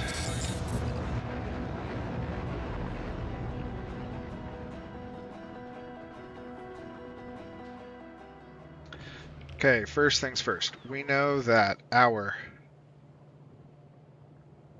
Let's do...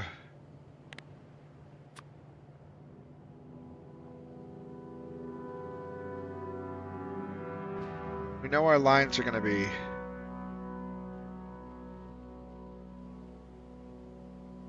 Oh, actually, I'm now thinking about it. I can do this... Do one here.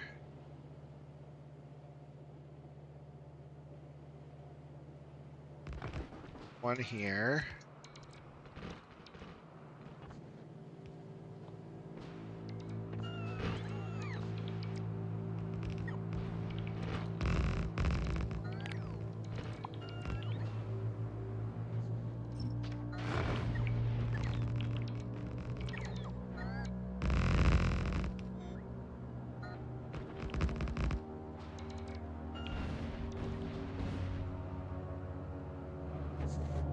Yeah, these are going to be different, right?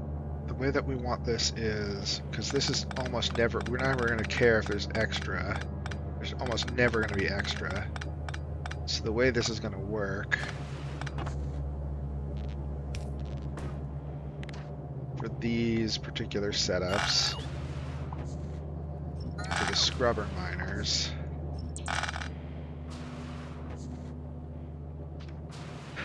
just, we're not even going to do this right now this way, so, but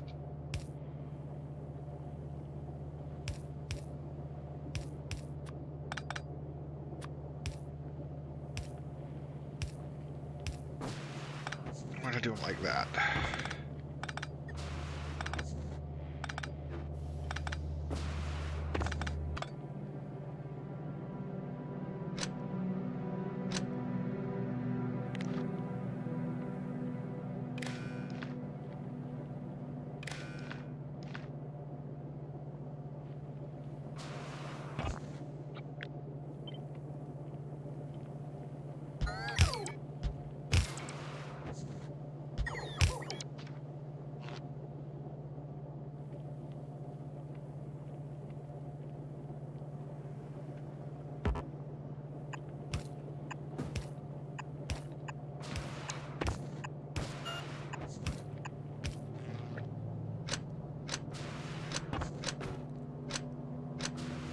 I wish it didn't try to attach to every single rail every time we did it. I get what's going on, but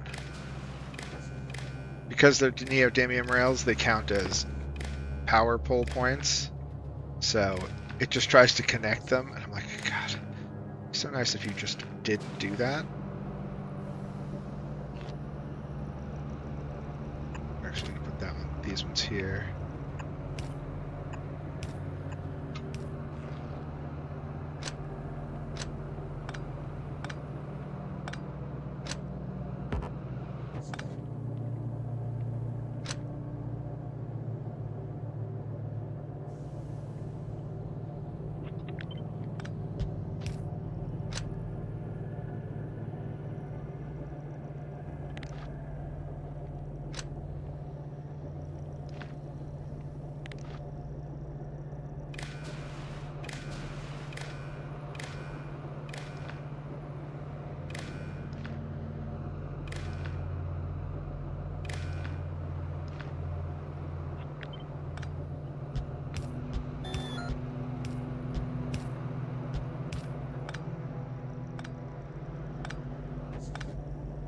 Okay, actually, now that I look at it, it's not going to work this way either. Because we're going to go like this, because we want 8 lines. Oh, we can get 8 lines out if we just do 2 out of each of these. Although, I'm not sure that that's going to be...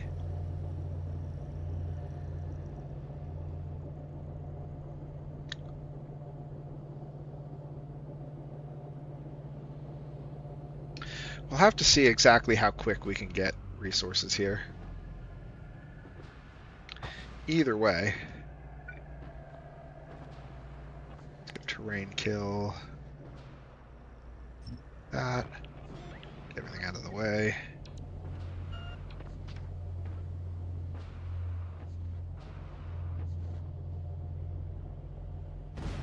You know what?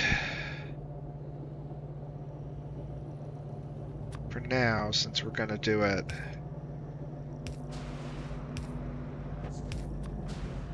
out of here.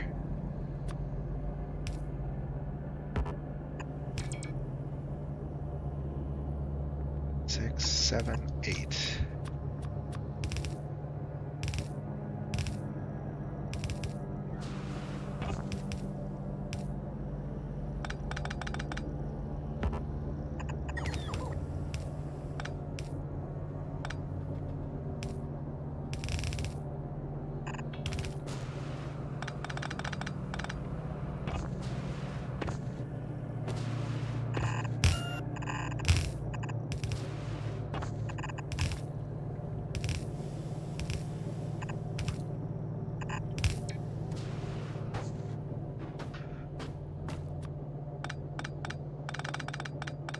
Can I fit an 8x8 balancer in there?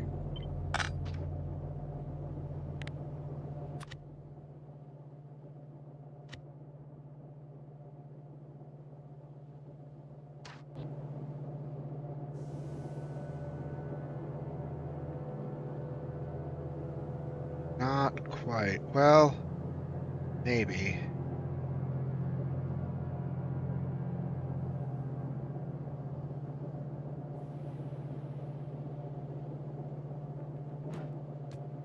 Lame.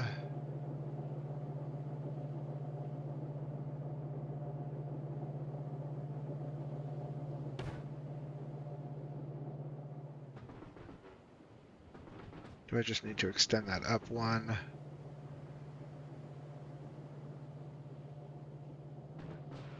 I think so.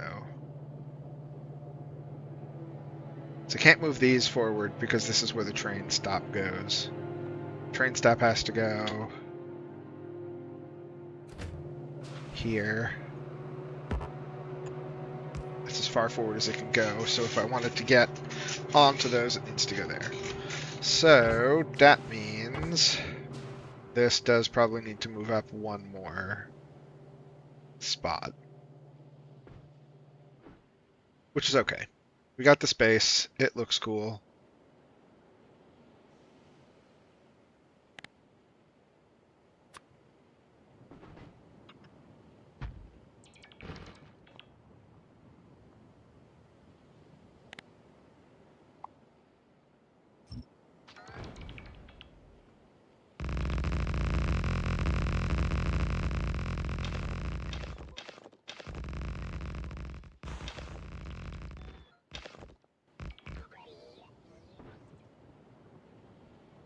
Let's go kill this worm here before we...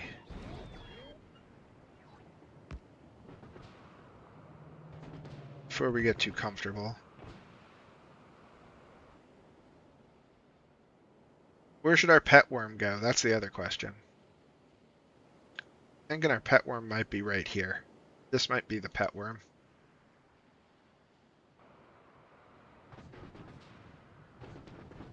It's a thing I do. We have a pet worm in our games. We just don't screw with his area. His name is Larry. He lives near us. Is that Demolisher in? Which area is he in? Oh, he's in that one. Okay. I haven't killed a big one yet. The...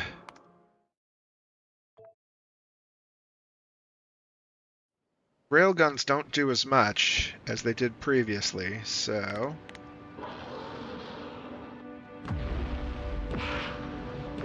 okay, that was still easy.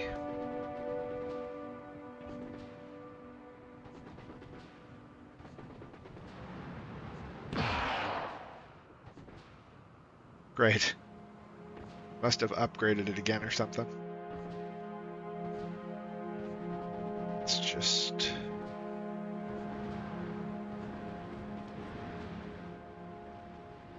Line yourself up for me, big worm man.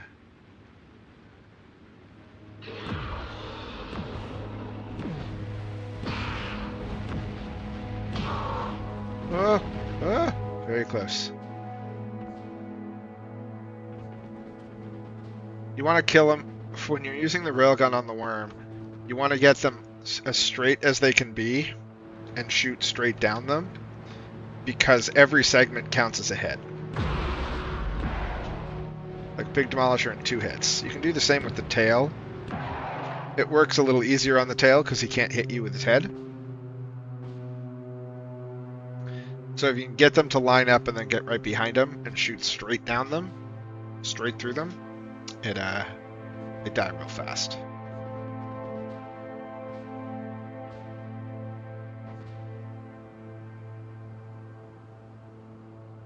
Just expanding, exploring our new border.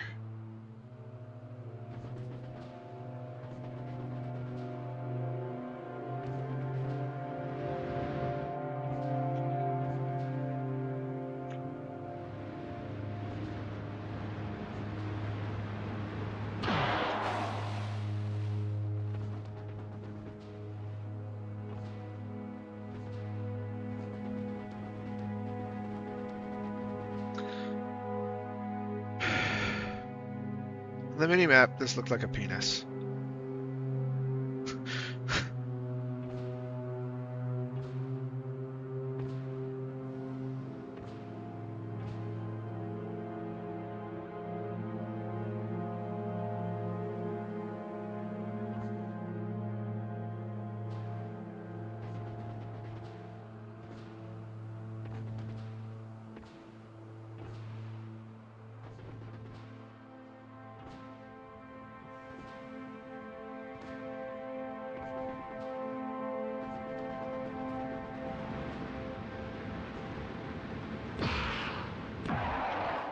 Yep. Tail end. Don't go at him from the head. So the nice thing about Vulcanus, even when on our areas where we are doing mining, because there is no renewable source of... Well, I guess there's a renewable source of calcite on Pelagos. Because you can make calcite out of fish. Maybe we'll try to do calcite that way. This way it's one of those ones that we don't ever have to worry about. But there's not... Oh, I guess you could do coal too. Out of coconuts. We might try to do coal and calcite renewably. I wonder how big those builds would be. Couldn't possibly be bigger than the Gleba build. It might be, actually. Alright, is that the border? Yeah, let's go clear out these two since they're explored and in my way.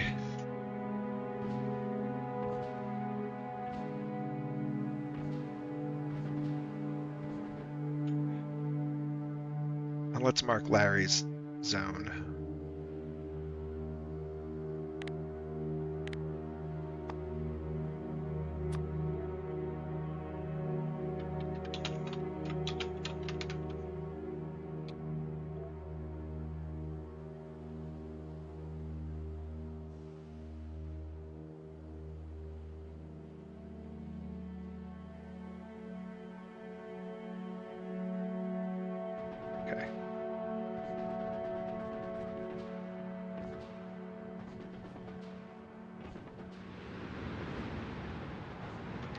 And we shoot him in the ass.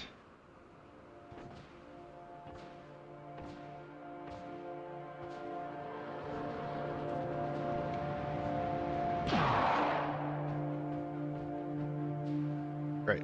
Okay. Yeah, I think we'll set up another depot for these once we...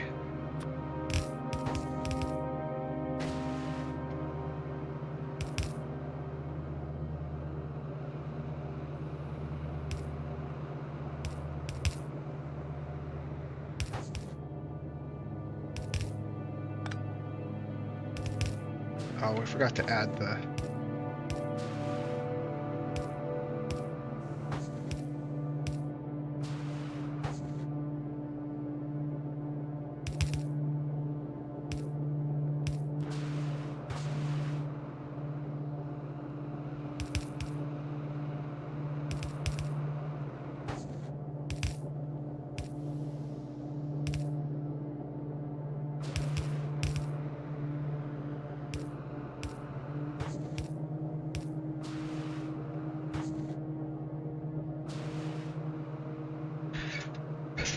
Oh, we need to go grab a whole bunch of... Oh, I don't have enough legendaries of those. What about just epics? I know I have a lot of epics.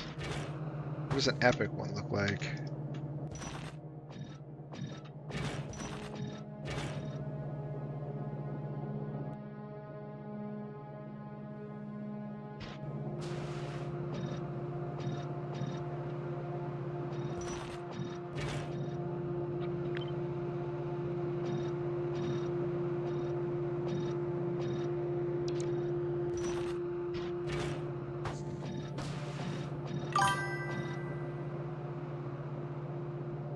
What's up, Pon? How's it going, sir?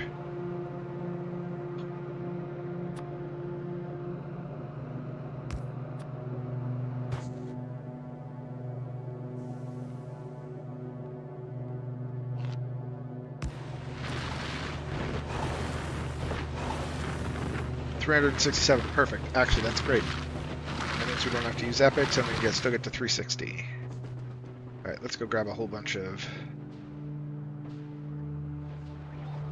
legendary tier 2 modules then. Or legendary tier 3 production modules. Or epic? I can never remember. Purple. Just call them purples. Give me 200, please. We have a lot in logistic storage. I'm doing well. We are setting up an ore scrubber and then going to Corrundum. And then probably ending a little early tonight because I'm not feeling great. We might go to Corrundum tomorrow. If we don't go to Corrundum tomorrow... If we don't go to Corrundum tonight, we'll do Corrundum tomorrow.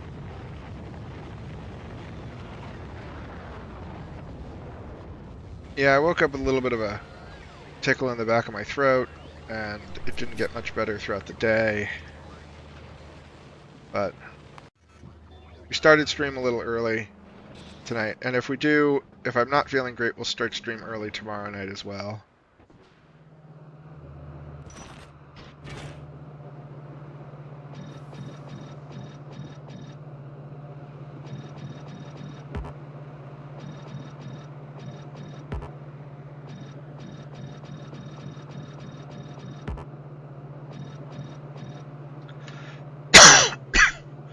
We really should do stone first, to be honest.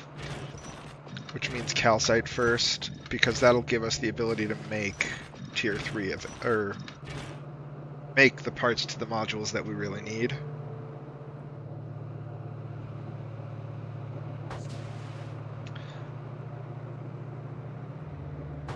I can then set up a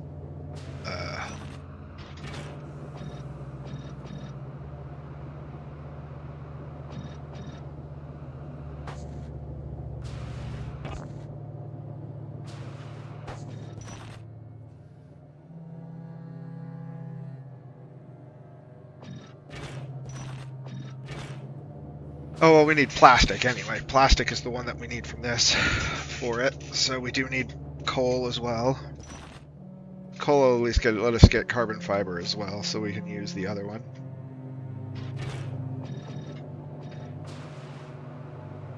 All right.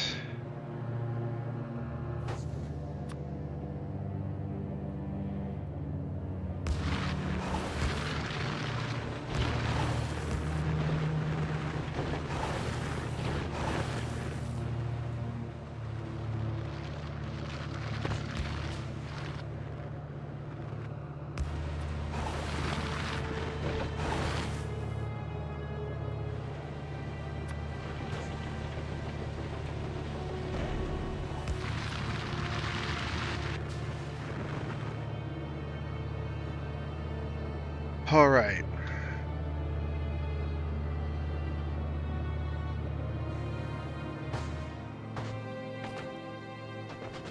we'll pretend like this is a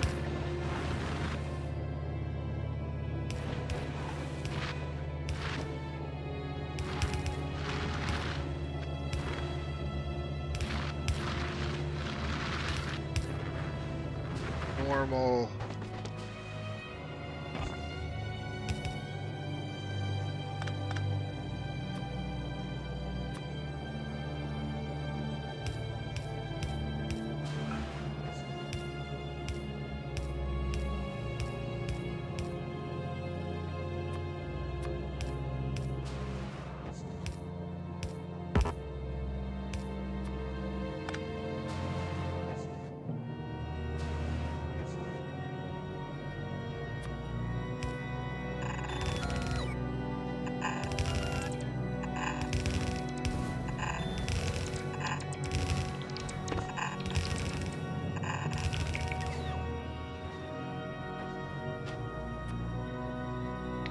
Let's do an 8x8 splitter here, 8x8 balancer.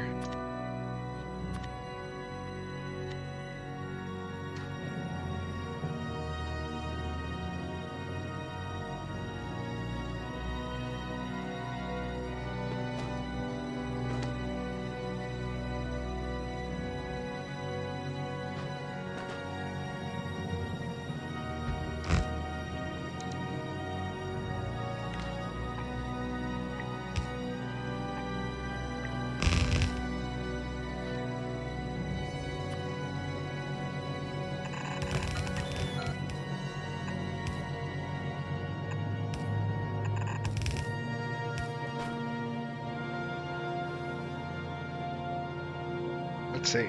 This might actually be a use case for the grid.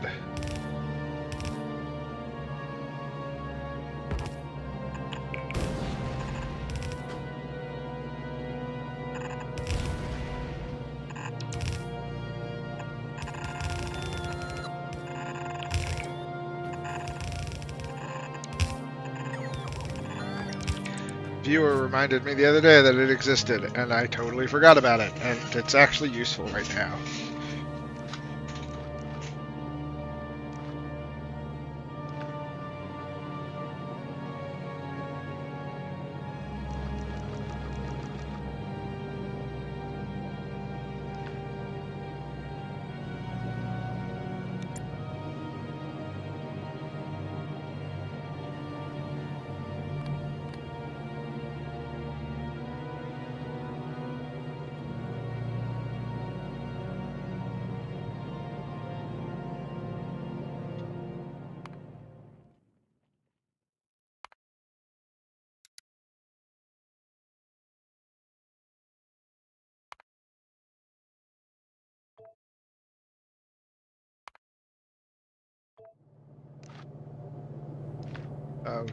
That then.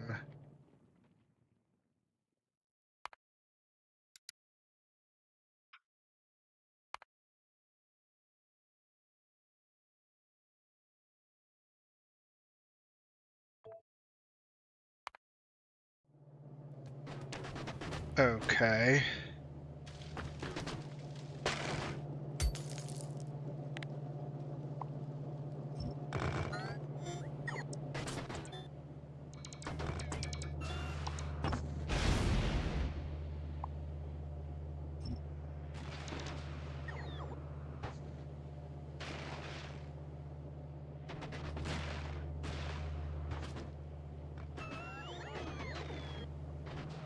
All right.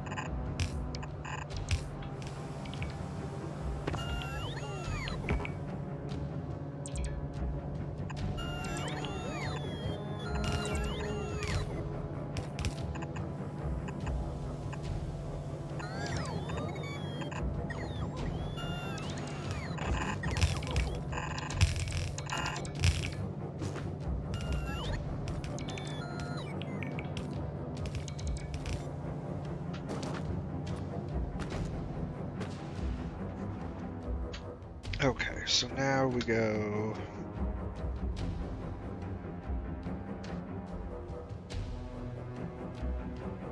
We go this way. We're going to do 2 of them.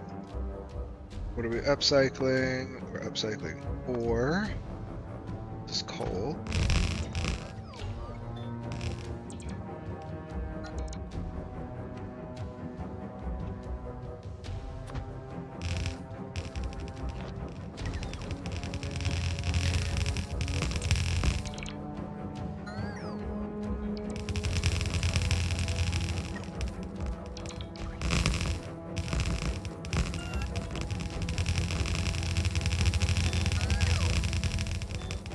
Except for the fact that we're about to upgrade all those belts.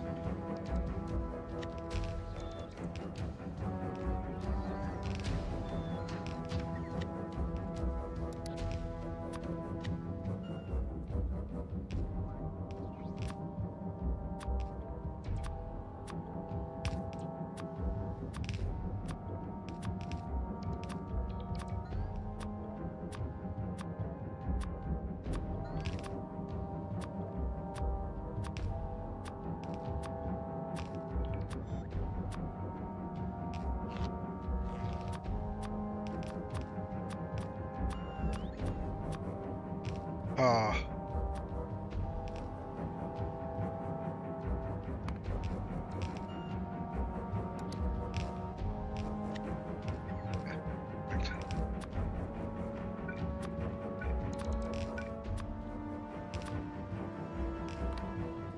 Oh, I guess that really doesn't matter because it's not going to be...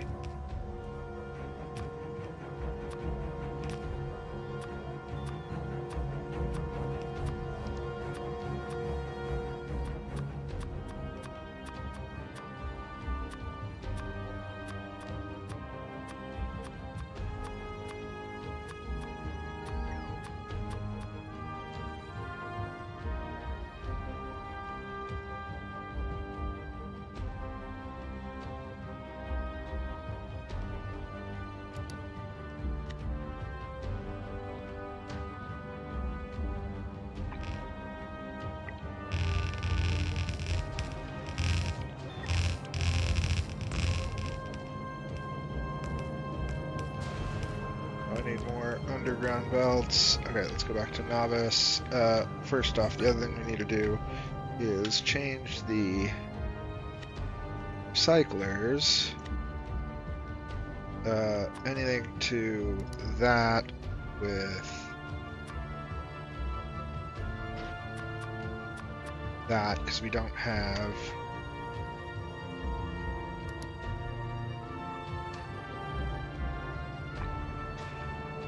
enough of those to do the other way, but we have enough of these to do it this way. Okay, well that's building that. I see I'm going to need some more purple recyclers. We're going to need more...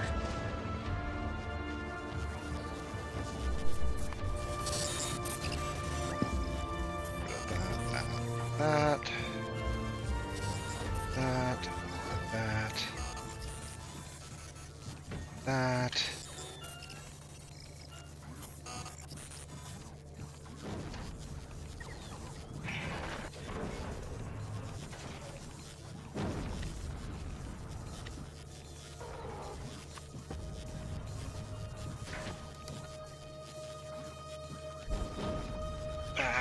One second.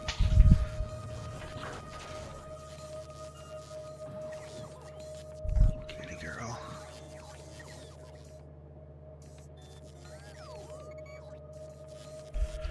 Okay, you got lucky.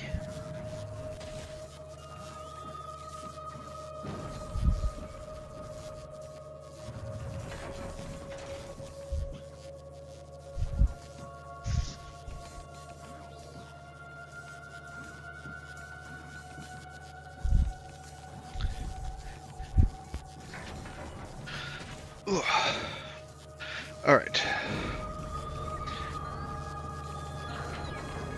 What was I doing here? Oh, and then I need to go to Agora Hub. Oh, I have plenty of those still. Okay. 84 of those in storage now. Let's go check on the legendary recyclers, make sure nothing's overflowing. Starting to get an overflow of iron. That's fine. We could make a spot for it.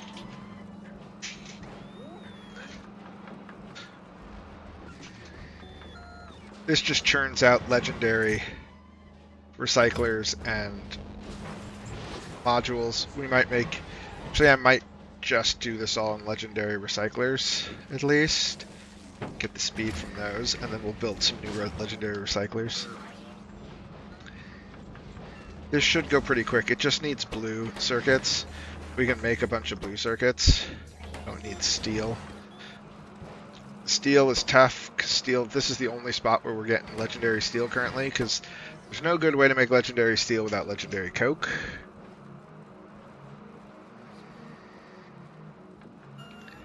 Can't cast it. I would still need legendary activated carbon. Oh wait, legendary activated carbon's easier with legendary coal. Then I don't need legendary coke.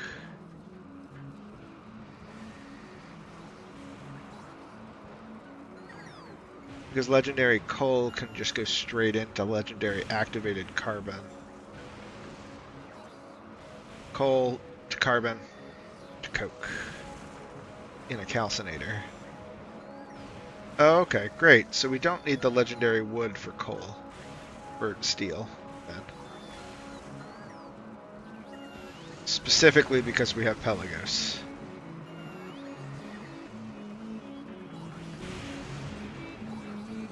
Okay, that's good. That's a good realization. So coal will help us get steel. What are you short on? What are you short on? Short on blue circuits, yeah. Blue circuits need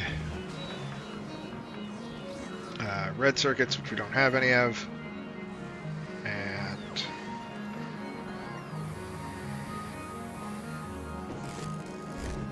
red circuits and what? Rare metals.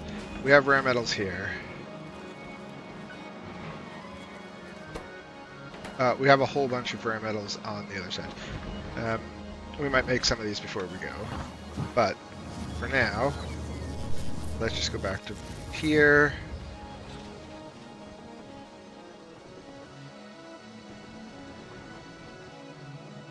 Well, that's interesting. The grid, when you turn it on, is only in the area you're in.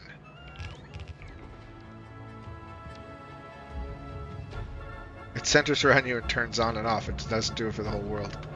That's funny. Oh, we were going to grab Epic. That's what we needed. That's why we went there. We went to go get Epic recyclers. Oh, but we're going to do... Let's just do this.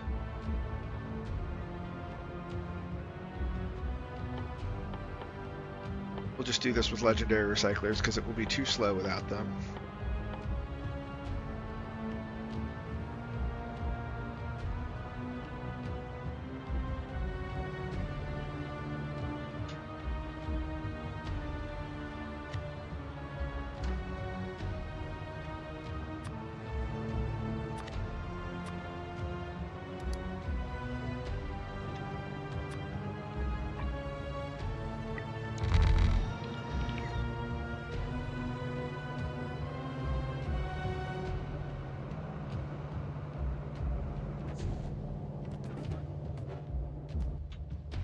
Take all 60 of them? How many is in one of these chunks? I think it's 60. 64. Alright. Well, we'll get 60 more of them up before we do the next set. Do I have any more on me?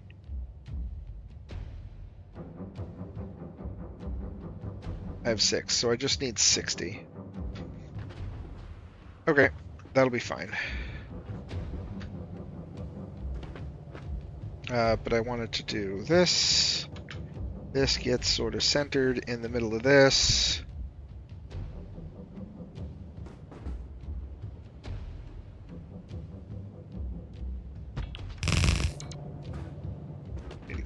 those.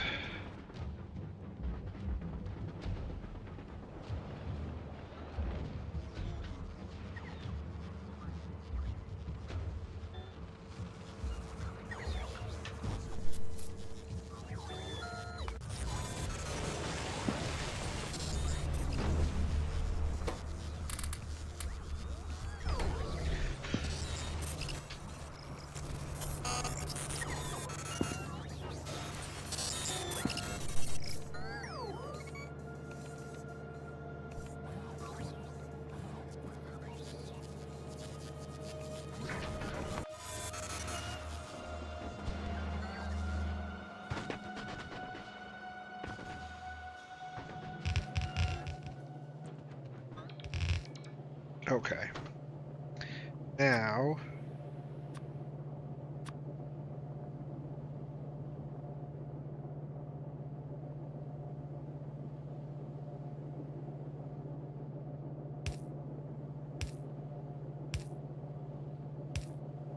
that's the 4 of them. Okay, so it's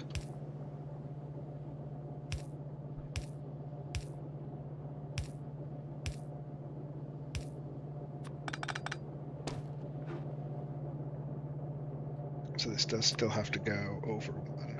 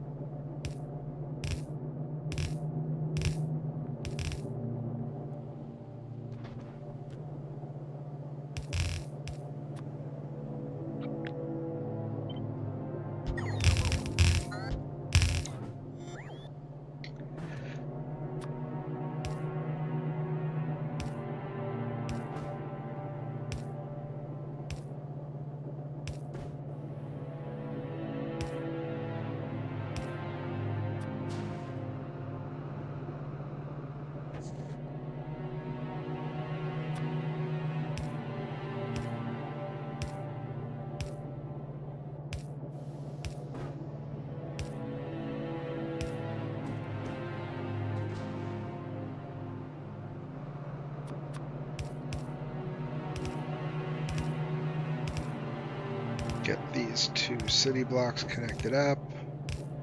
Okay, great.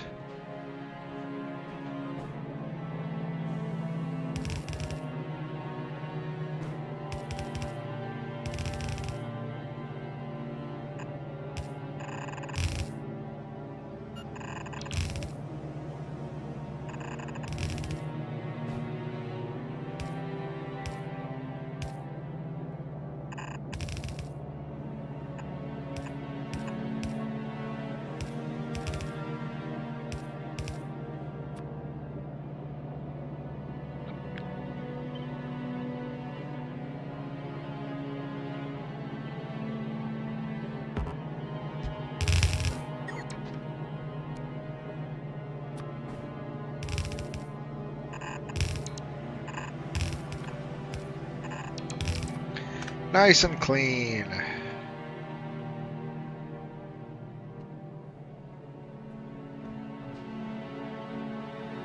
We need to add a 1. Hang on, we just have to map this out. Choose basic city blocks with nothing special. 1, 2, 3. So right there. Then this goes.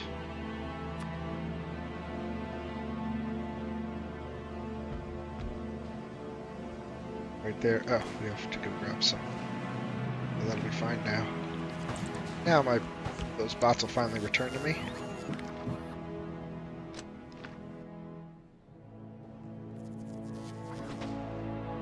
Okay.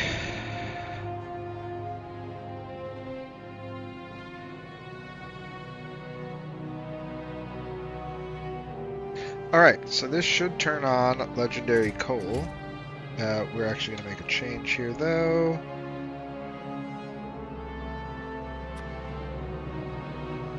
This is more space efficient.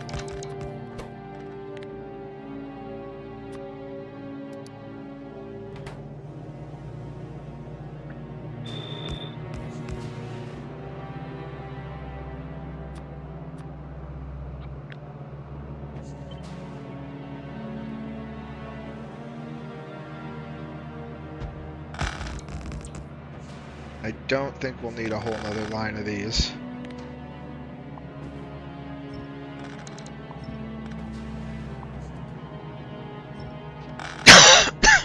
Maybe, but who knows? Alright, we can turn this on now. This should work. All legendary recyclers, all epic recyclers. Oh, well, these ones are legendary. We'll get legendary recyclers with epic modules. Let's see what the throughput on this ends up being.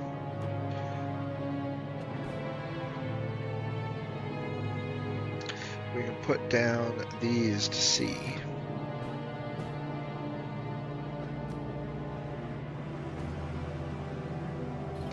What I think I want to do is this, actually.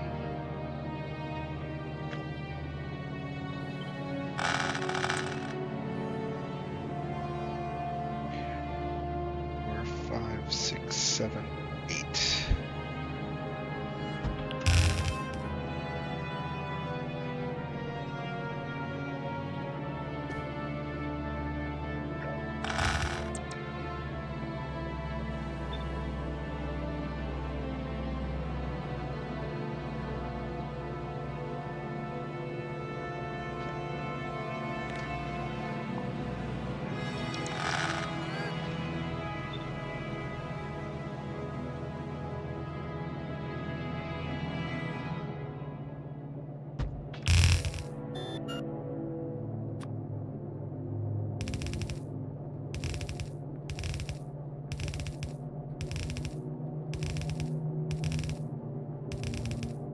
Very specific reason, I want to do this. I want to put the modded belt counters like this.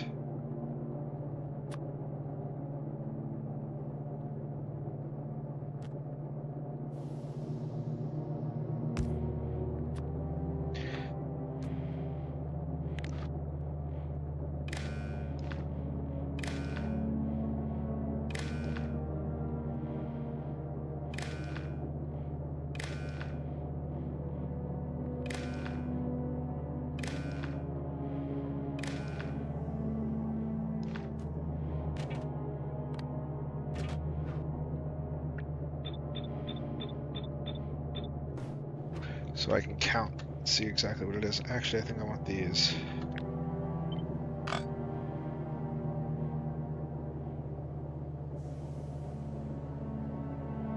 Like that, yeah. Cleaner. Cleaner going to the right.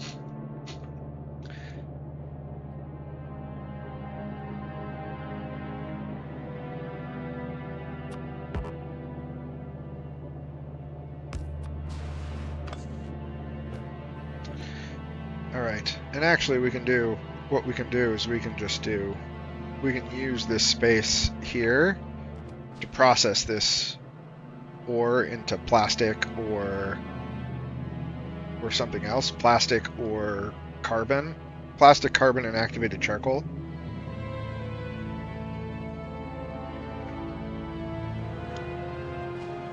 Because we'll never need to ship out just the coal, right? Okay, so let's connect this now and see if we got this right. Are you fucking kidding me? 4 short? Jesus.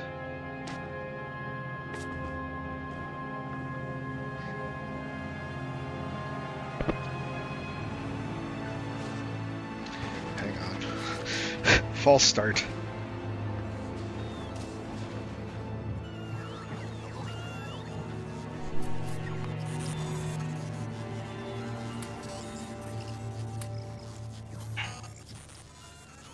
Okay.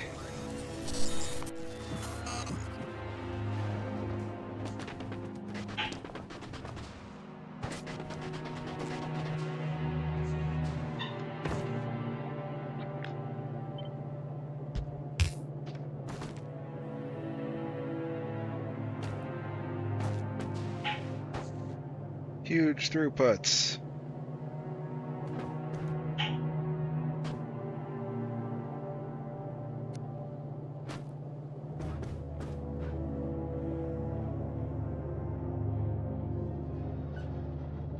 Should get up to 360. That should hit 360 and then hang out there for a minute while that backs up.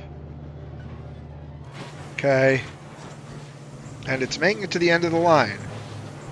This will back up as soon, because remember, these are going to fill up to be 500. And as soon as they're 500, they'll be full. Although this might be enough.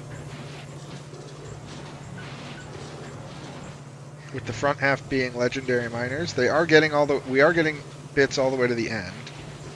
I mean, yes, once these fill up and they stop pulling in the 500, this is going to back up. Because as far as I can tell, based off of my math on Gleba, where we've got these going, with epic like, these are legendary everything, we're getting a throughput of about 170. So double that would be 340. Now this obviously is not fully condensed because of the nature of how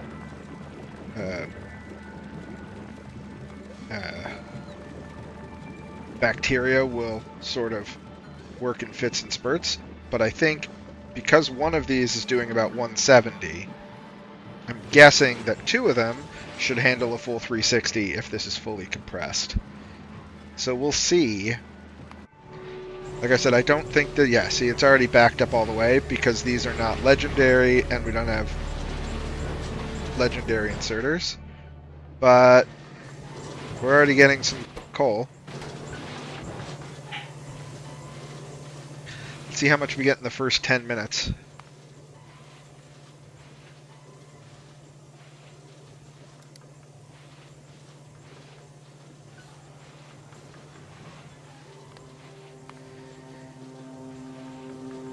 We got a big spike right away.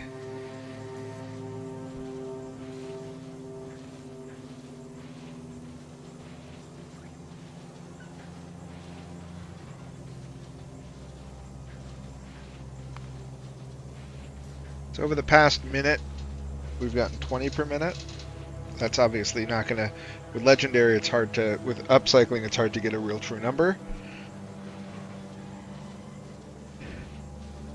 But in 10 minutes, we should have an idea. Ooh. Got a big spike right there. All of a sudden, we got 36.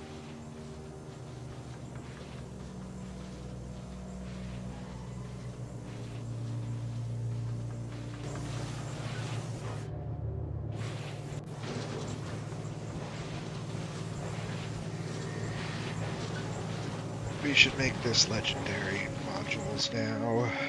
How many legendary modules are in this? 64 times 4.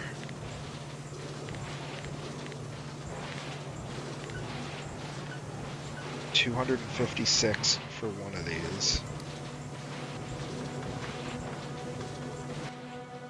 We have 50. We have to make a bunch more. 1 second, guys.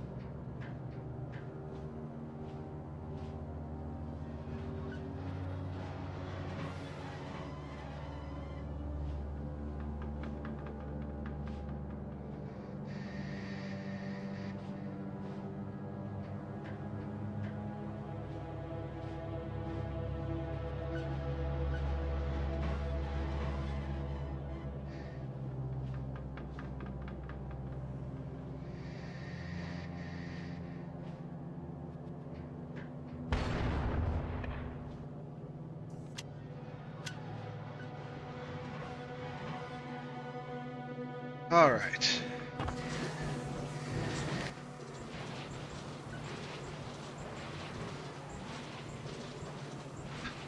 Producing a lot of coal now. Alright, so what are the numbers on this? Yeah, just under just about a green belt worth. So these are going to fill up with backstock, which will be nice for when we have to transition to something else.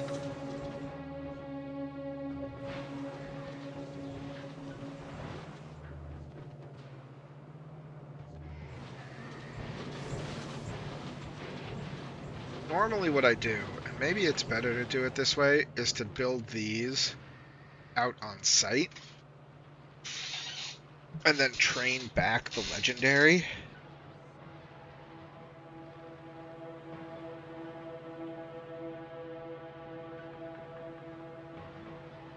This time we're going to try training in the resources.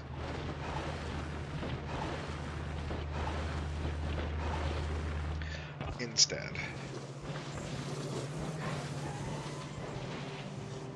Set up multiple mines like this around, have them go pick up the resources, bring them back, have multiple trains running. Hopefully we can get it going faster than belts.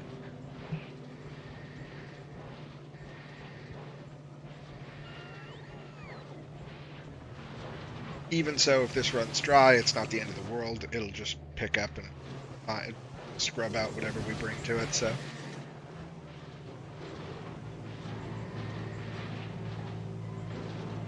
And we're getting ore. Last 10 minutes, at about 18.3 per minute, and this is not fully functional either.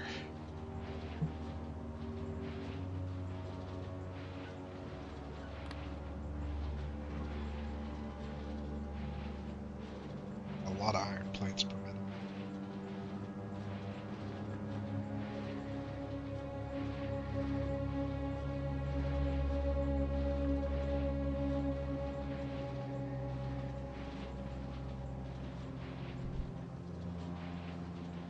It's probably still processing the back stock of enriched iron that we had.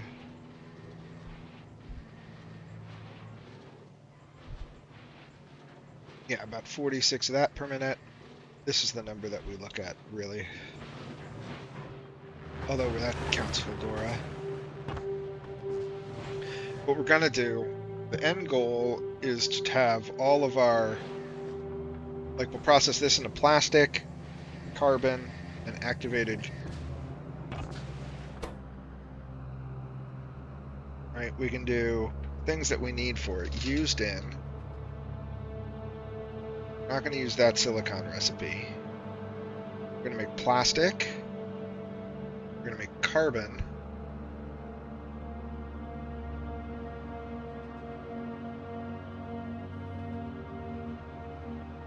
We could just use carbon in a calcinator, can't we? That has productivity. I think the calcinator is how we're going to do it. And then activated charcoal.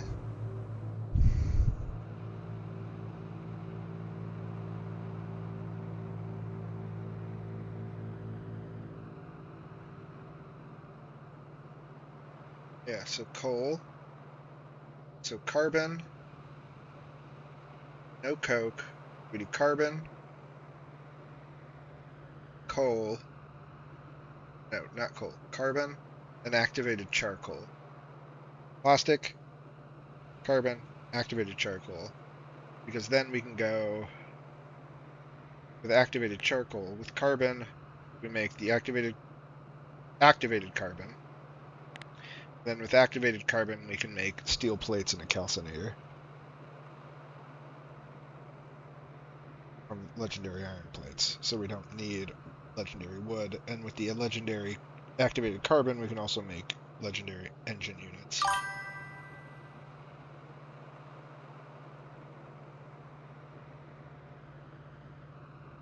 The train loop on the windy planet, how big do I need to scale it? I don't need to scale it too large. I mean, here's the thing. It depends on it all depends on time. right? Because eventually,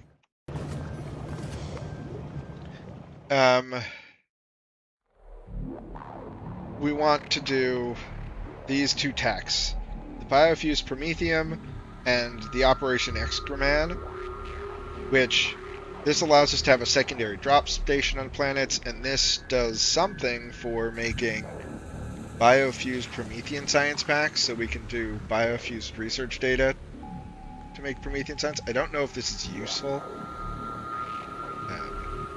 1, 5, and 10 to make 10 versus 1, 10, 25 to make 10. So it's fewer Promethean chunks, but requires biofused research data, so it might be worth doing that. But these two, I mean, this one takes 2.5 million, and this one takes 250,000. Currently, we're researching something that takes 128k, and it's just been taking a while because, you know, we only get it in chunks. So if we wanted to scale for that, we could, or I could just leave it running overnight and it would be done in the morning. Because this is going to run. This doesn't need any babysitting.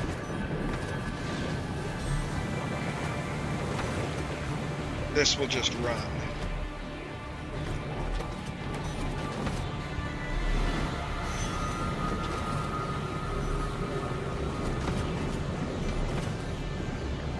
Amazingly. We could also make everything go a little faster if I just upgraded the beacons, and then it would just require more.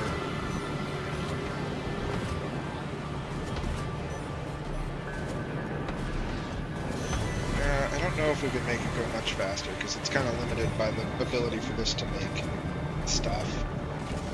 And these are already kind of hitting the limit. They're running out before this is done. And then I'm going to wait. Although this is... yeah. Might be able to speed up the train going around, but... right now it works, and I don't want to muck with the numbers. Because it took me half a day to get this set up right. What if it had 2 trains? I don't know if that would work, because maybe if it had 2 trains. The problem is that this one is feeding from this one and then going into it. If it had 2 trains, I'm worried I would overproduce this.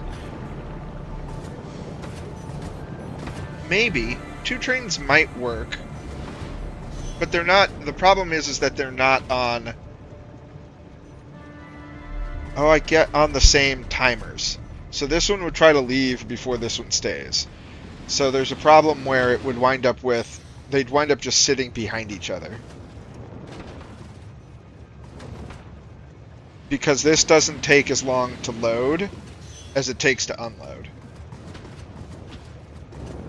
If they were at the same timings, then yeah, I think it would work. But this one would be waiting to leave. Like this one... right now, this would get there, and it would be waiting to leave with this station being full.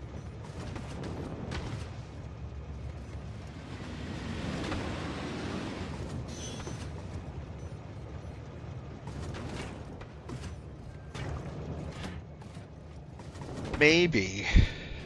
I mean, it also doesn't matter, right? Like, if I really wanted it to go at a huge rate, but this is one of those sciences that we have to get these things done once, because I don't think it's the infinite science. The infinite science doesn't use this. So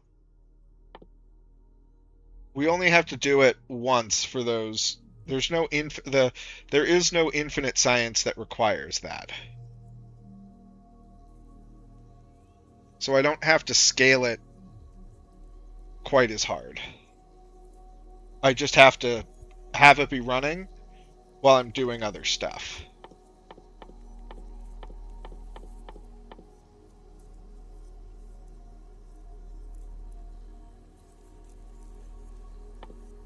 Right now we're doing the biggest ones possible. Like we're just doing up until it gets to 256, because this is not an infinite. It's only 10 ranks of 5% efficiency productivity on these.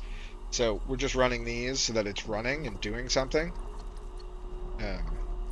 And then when we get Promethean Science, we'll have to do these. But I have a hunch that Promethean Science is going to be the roadblock for this. And then if we do want to do the Biofused Promethean Science Pack, what we might do is do both this and regular Promethean Science. And then instead of turning them into tech cards here, we'll ship just the biofused research data back instead of the tech cards back.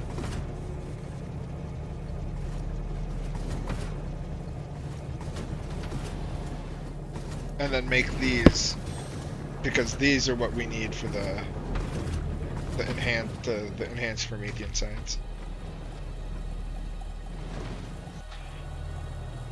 But our ore scrubber is working. Our first one on Vulcanus to make coal, which will give us plastic, carbon, and activated carbon. The activated carbon will get us steel plates and engine units, and the carbon will get us carbon fiber, legendary carbon fiber, along with the scrubber on Gleba, and then coal gets us plastic. So that gives us more things. We could actually just start running plastic right now just to have it, because we don't really need. What we can do is just make sure that we have a certain amount of plastic, like make 2,000 plastic and then stop using the coal. Since I don't really want to run calcinators over here to do the other ones quite yet. Or maybe we do? I don't know. I'd like to get a stockpile so that they're all just running to get us an amount. Now, plastic is less important because we do have plastic currently going on Fulgora, technically.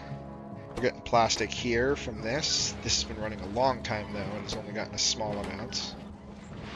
And eventually, what we'll do is just say, we'll put we'll build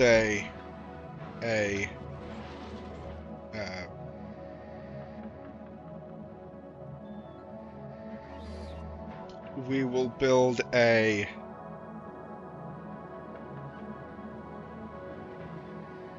rocket stack here and a rocket city block and ship all of our product to Maluna and do all of our just a big legendary factory on Maluna that makes all the legendary intermediates and legendary buildings that we can make on Maluna. And then anything that needs to be made on another planet can pick up from Maluna and take it off to the other planet to make there.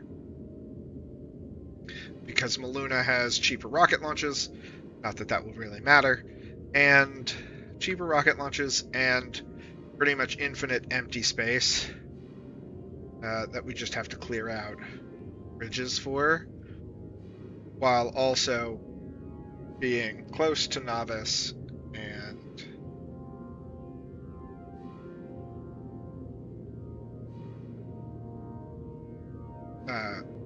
has good solar, right? We could run the entire planet on solar.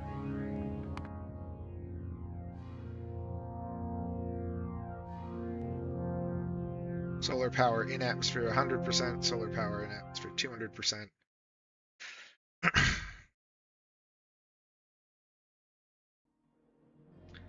Vulcanus is technically better, but it's less centralized.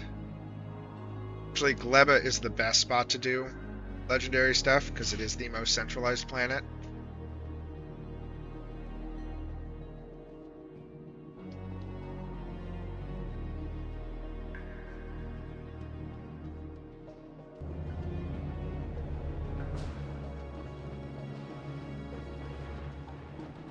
But right now, next we need to do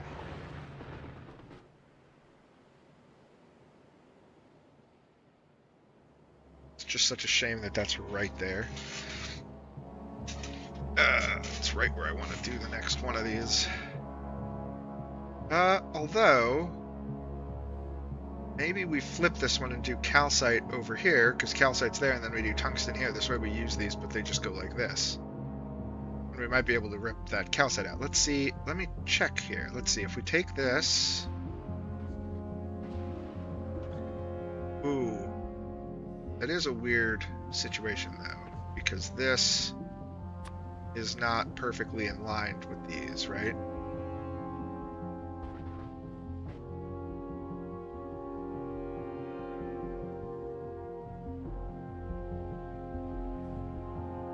I wonder if I can make those turns. Let's see if we can make that turn. If we can make that turn, then this would really work really well.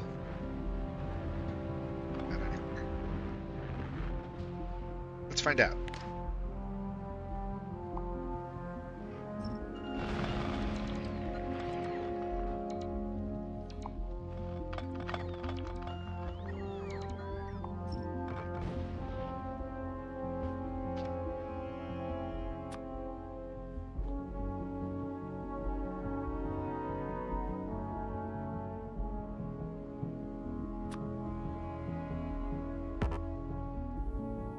I feel like there's no way I can do that, but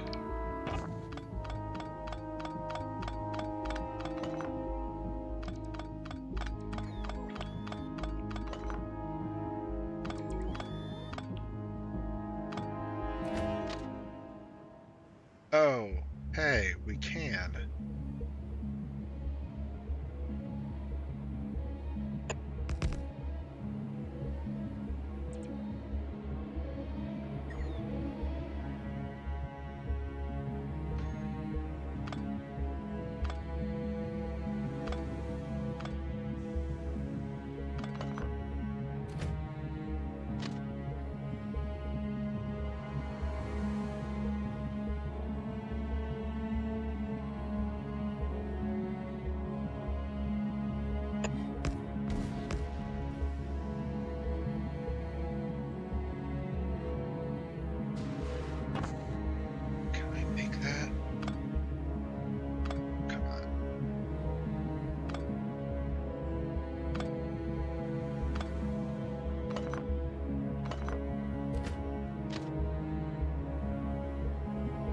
See if we can make. I know we can. We can. I just want to see if we can make it.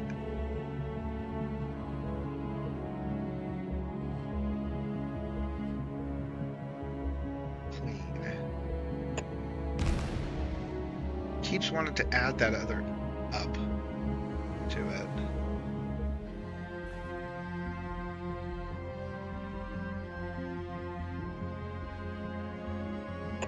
See, we can get it to do it like that, where it comes up and then comes down, but I don't want that. I want to see if we can do it without having to...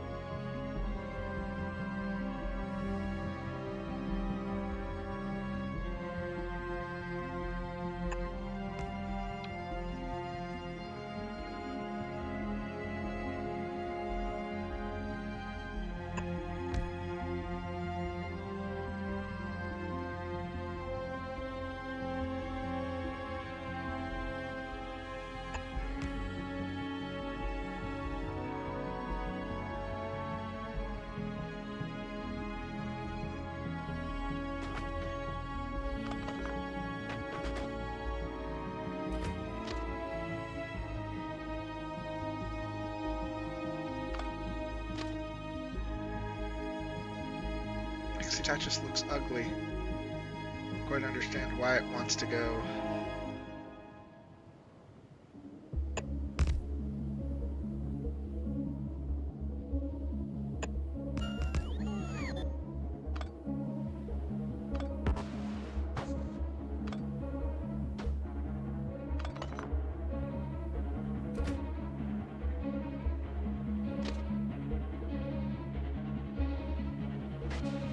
Oh well, let's just do it this way then. It works. It's just ugly.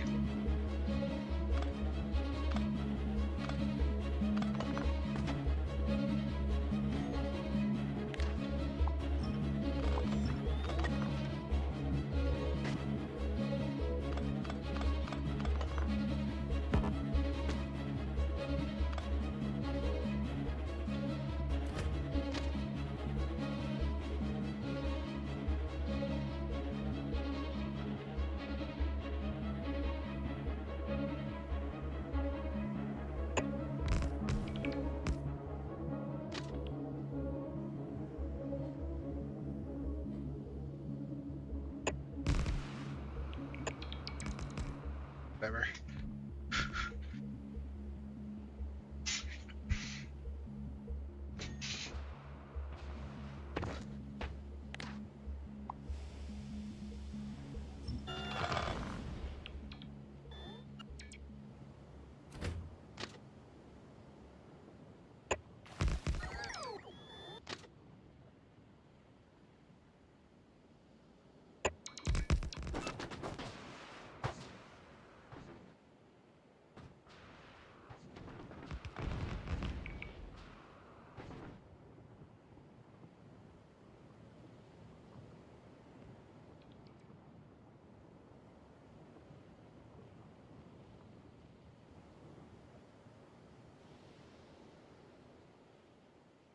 Or does this just make more sense since it's okay for these to slide into the other?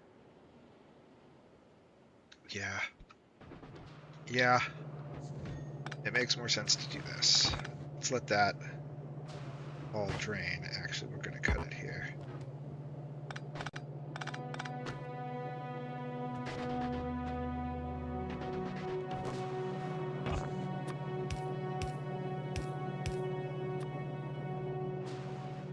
And then we'll move this up. We'll unsnap it and move that up.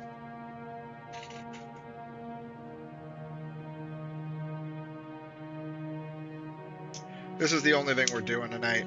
I am starting to fade, and so I need to head out and get some rest.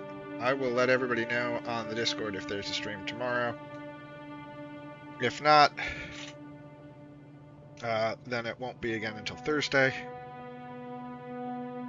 And I can just work on these a little bit during the day, and we'll do Corrundum Thursday. I'm feeling better.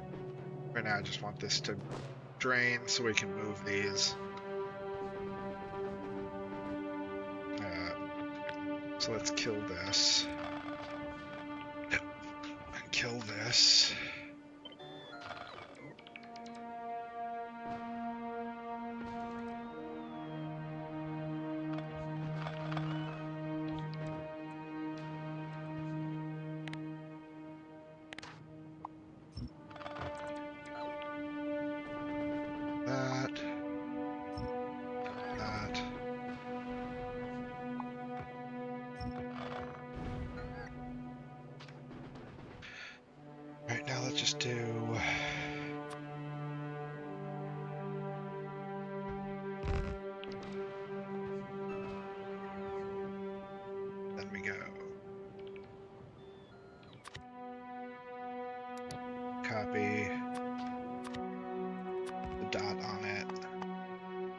The dot to indicate ones that are not snapping.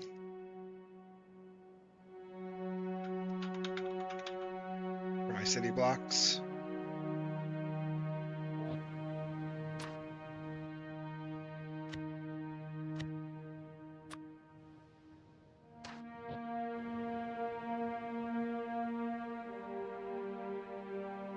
We want that right there, right?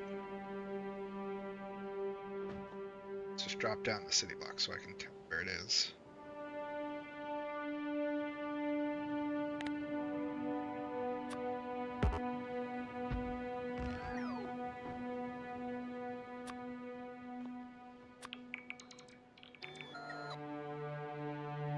It's right there.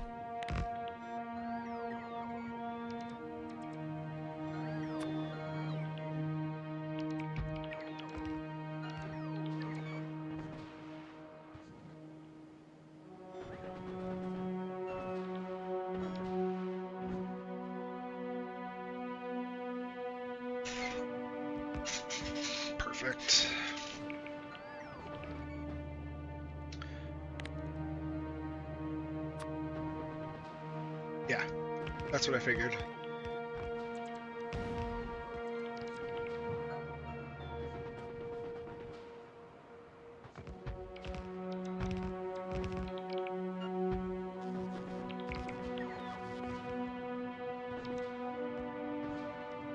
We need to add in another logistics thing there, which is actually pretty good.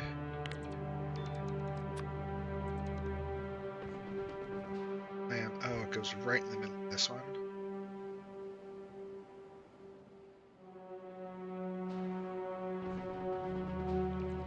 Two, three.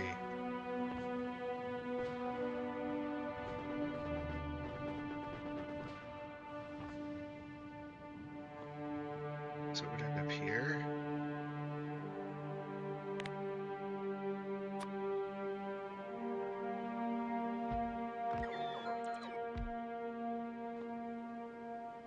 It's probably not too bad. We can just offload to the right side.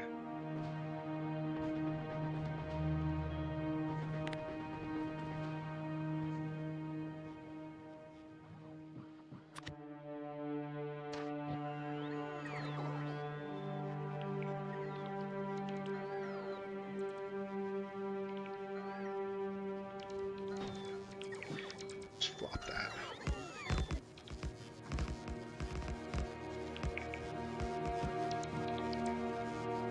We have to back it up a little. We can back it up a little. Should be fine.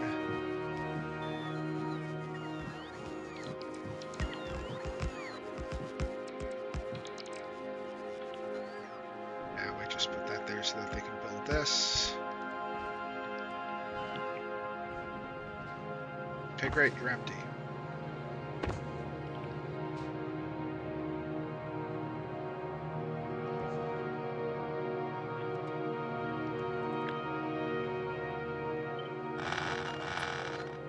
That's the time being.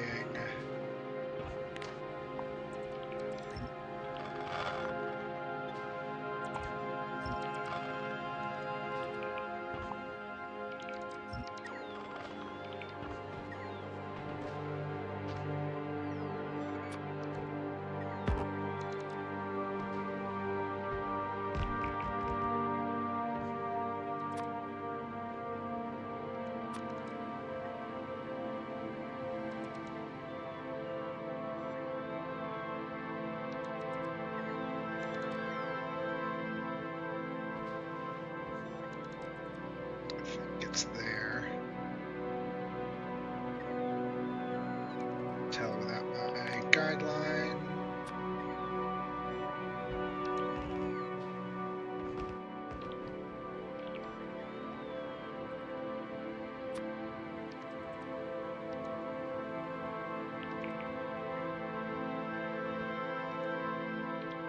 Right there.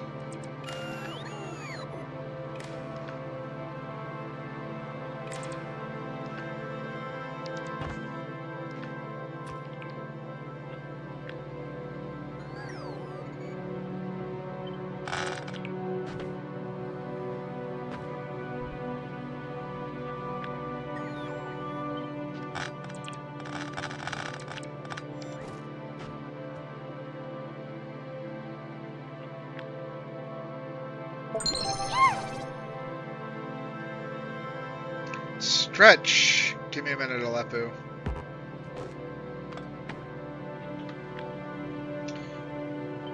Making me stretch, and I don't feel good today. I see how it is. It's fine. Stretching's probably do good for me.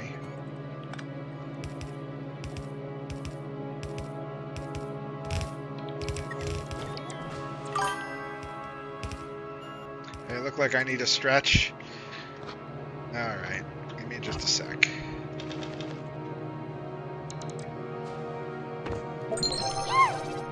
I have water, I've been hydrating. I'm under the weather today.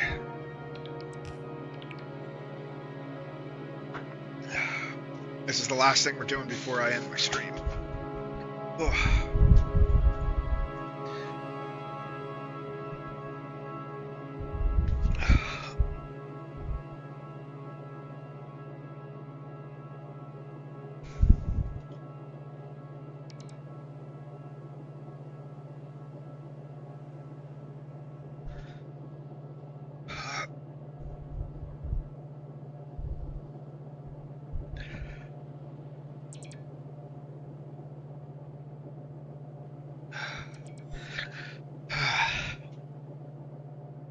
Ugh, okay. Is that all back in place now? Yes, it is. Let's reclaim this, because we don't need that there. That there. Need that there.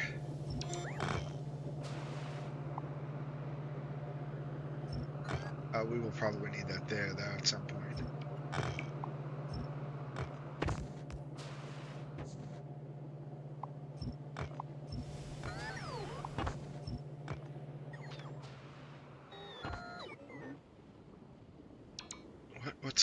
What are we waiting for, guys?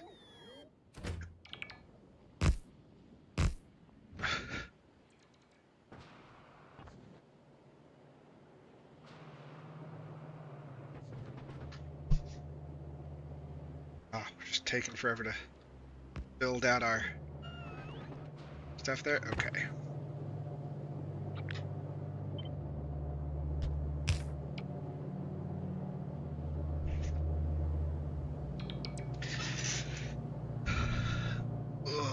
All right.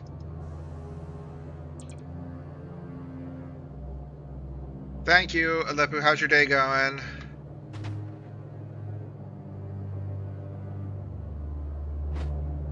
Doesn't look right.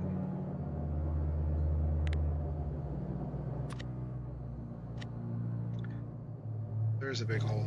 Okay.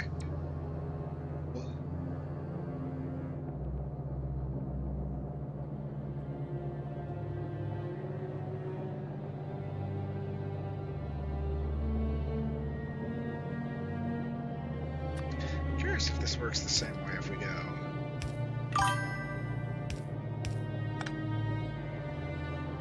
Should.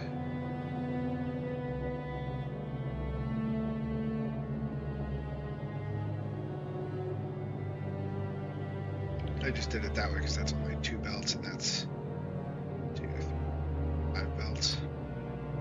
Breakfast, now you're gathering the courage to start the day. I know that feeling.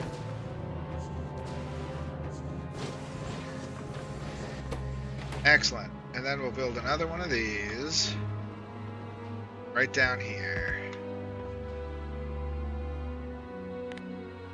But for calcite, since there's calcite right there.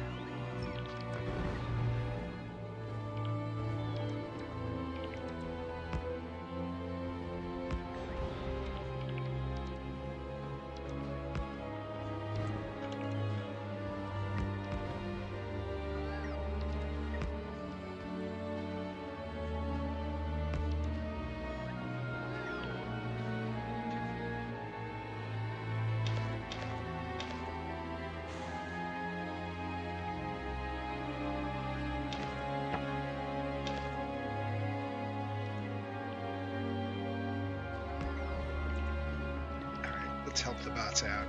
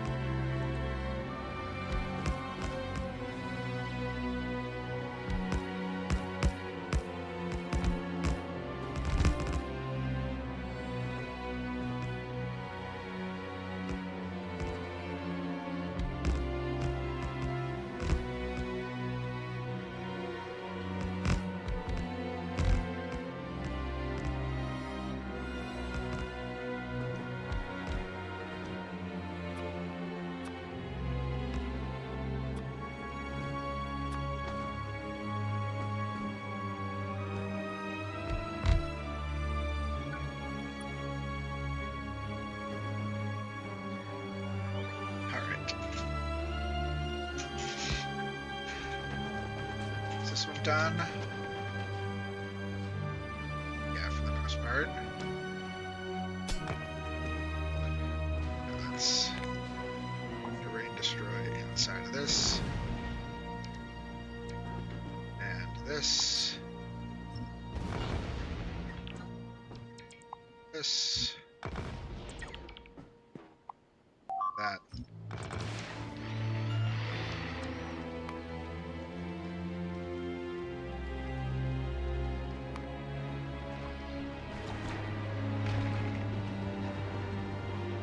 Angry body bots. Can repair that.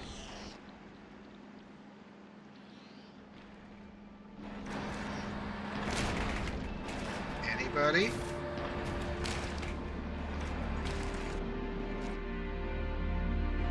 You have repair packs, right? Yeah, repair packs, come on. Why is nobody coming to repair this?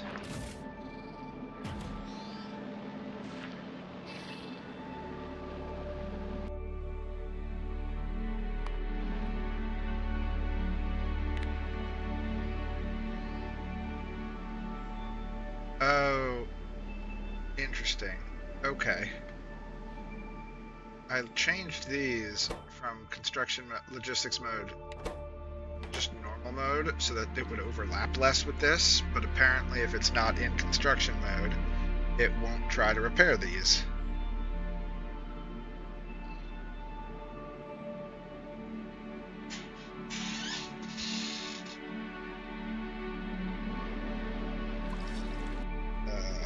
Doesn't have any.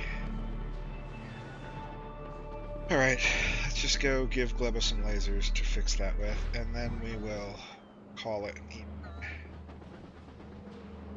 I don't have the energy to raid anyone.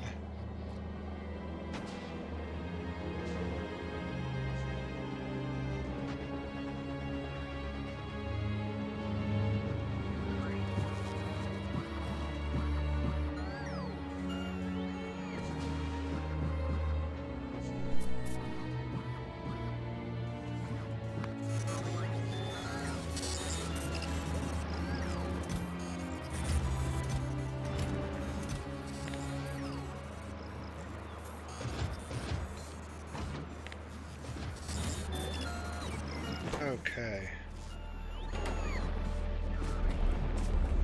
We also converted Gleba off of D cells and onto fusion power. We needed to do so because the laser artillery turrets that are protecting the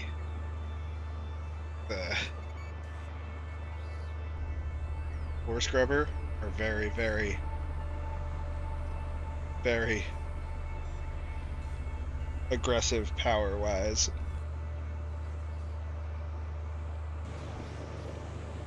And this does a whopping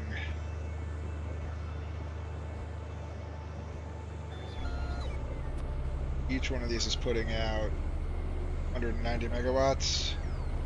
Could be 200 if we took more space. If we built it like this, using these can do 200, but these don't return steam. We don't really need to return the steam here because we have infinite water supply, but they also take a larger space, take up a bigger footprint. We might convert this. We can get another, what, 10, 20, another 200 megawatts out of it, but right now it's doing 190 times 20.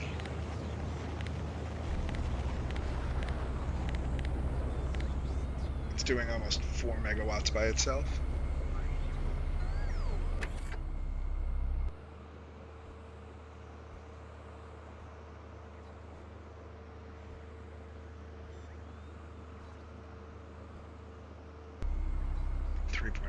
Gigawatts in total? That doesn't seem right. It should be 4. Anyway, it's running. Things are running. This is almost done. We've almost done 128k one on that without it stopping. Just made a crazy invention. My loop is set with a bunch of paired belts. The front belt of the pair does a read pulse. The rear belt of the pair does enable everything equals 0. The pulse causes it to stop for a frame. This spreads out the items on the loop. That's cool. You made a pulse generator that's pulsing the. You can make a pulse generator with just a combinator and a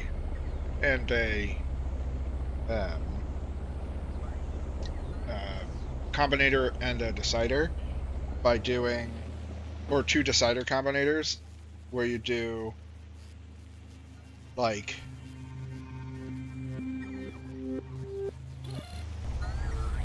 you make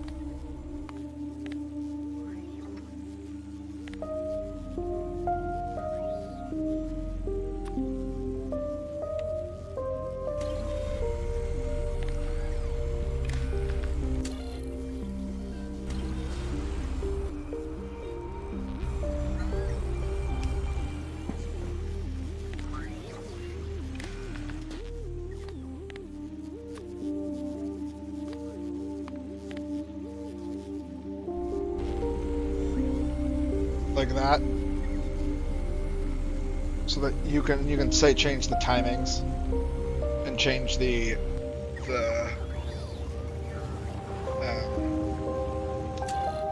conditions of it. Like you could have it be if it's less than 15 or greater than 15, so you could have it on for half a tick, on for half a second, off for half a second. You could also change this to be less than 1. Or I think it actually has to be less than. And then this is if A equals 1. Now that light's just gonna flicker every tick. I learned this literally over the weekend because I was trying to test this with see what would happen if we flickered the polarity of one of these, but these don't update fast enough.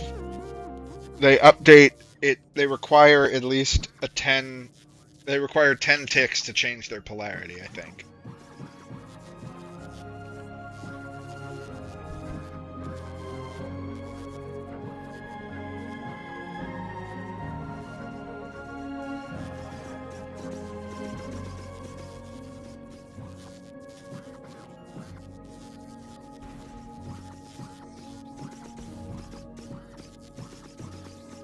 Yeah, so using your paired belt to loop it is cool. You could also just pulse it all the time so that it's always doing it no matter what, and it spreads out your belt a little bit. That's a neat trick.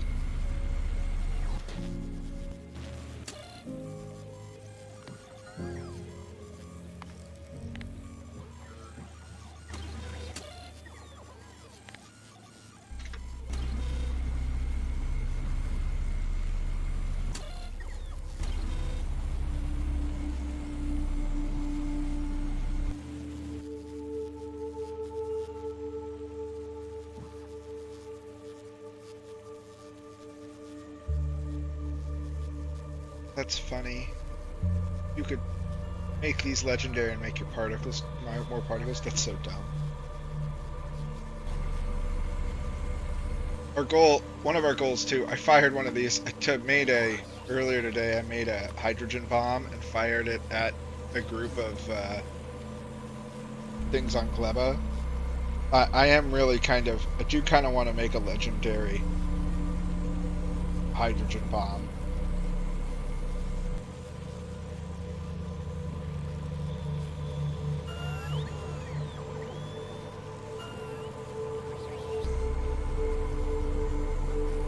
At some point. I don't know how hard it would be. I'm pretty sure it would be very, very difficult.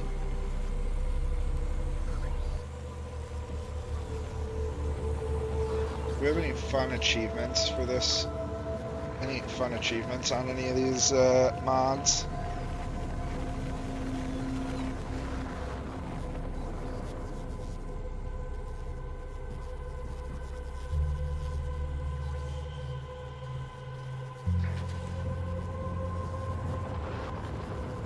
Oh, we have to go. We have to kill more of Rubia's trash heaps to finish, get our shit story and thing.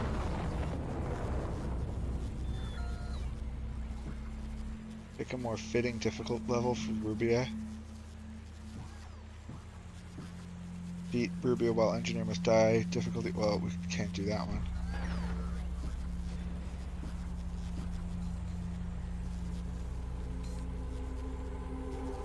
Then none of these we can do.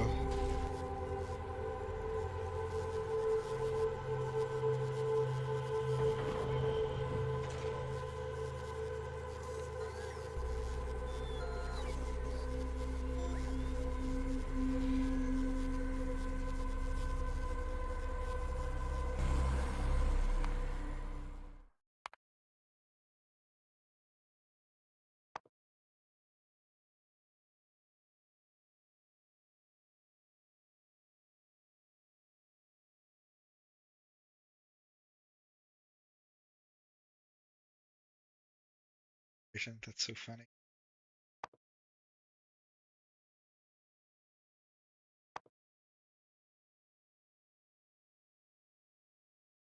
I don't know how I turn on engineer must die.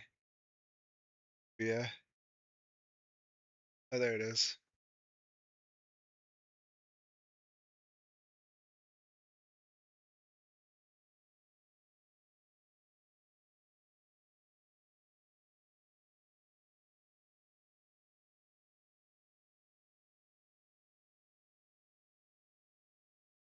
Huh. Additionally requires legendary quality equipment to land on Rubia.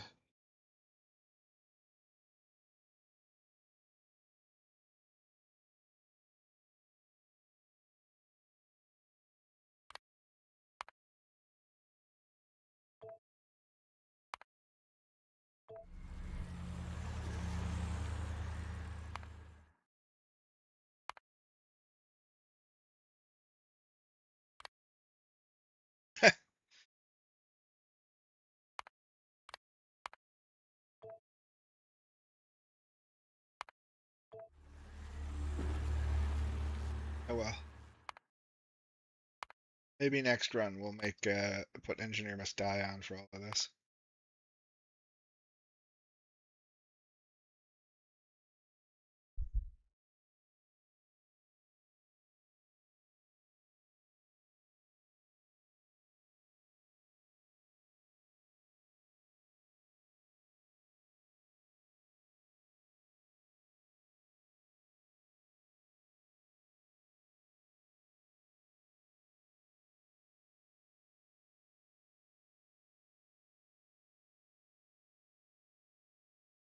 All right.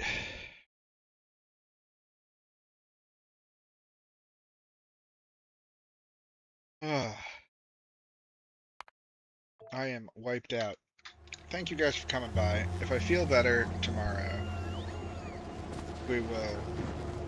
If I feel the same tomorrow, we will still do a short stream. We temporarily turned on. Engineer must die, and things started taking damage.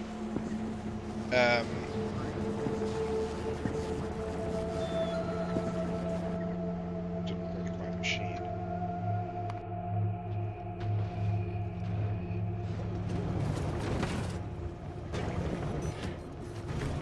Okay.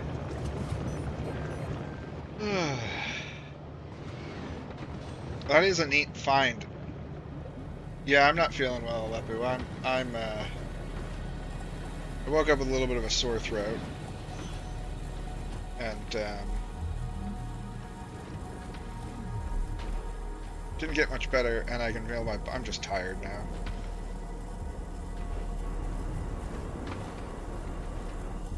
So, hope it's nothing serious.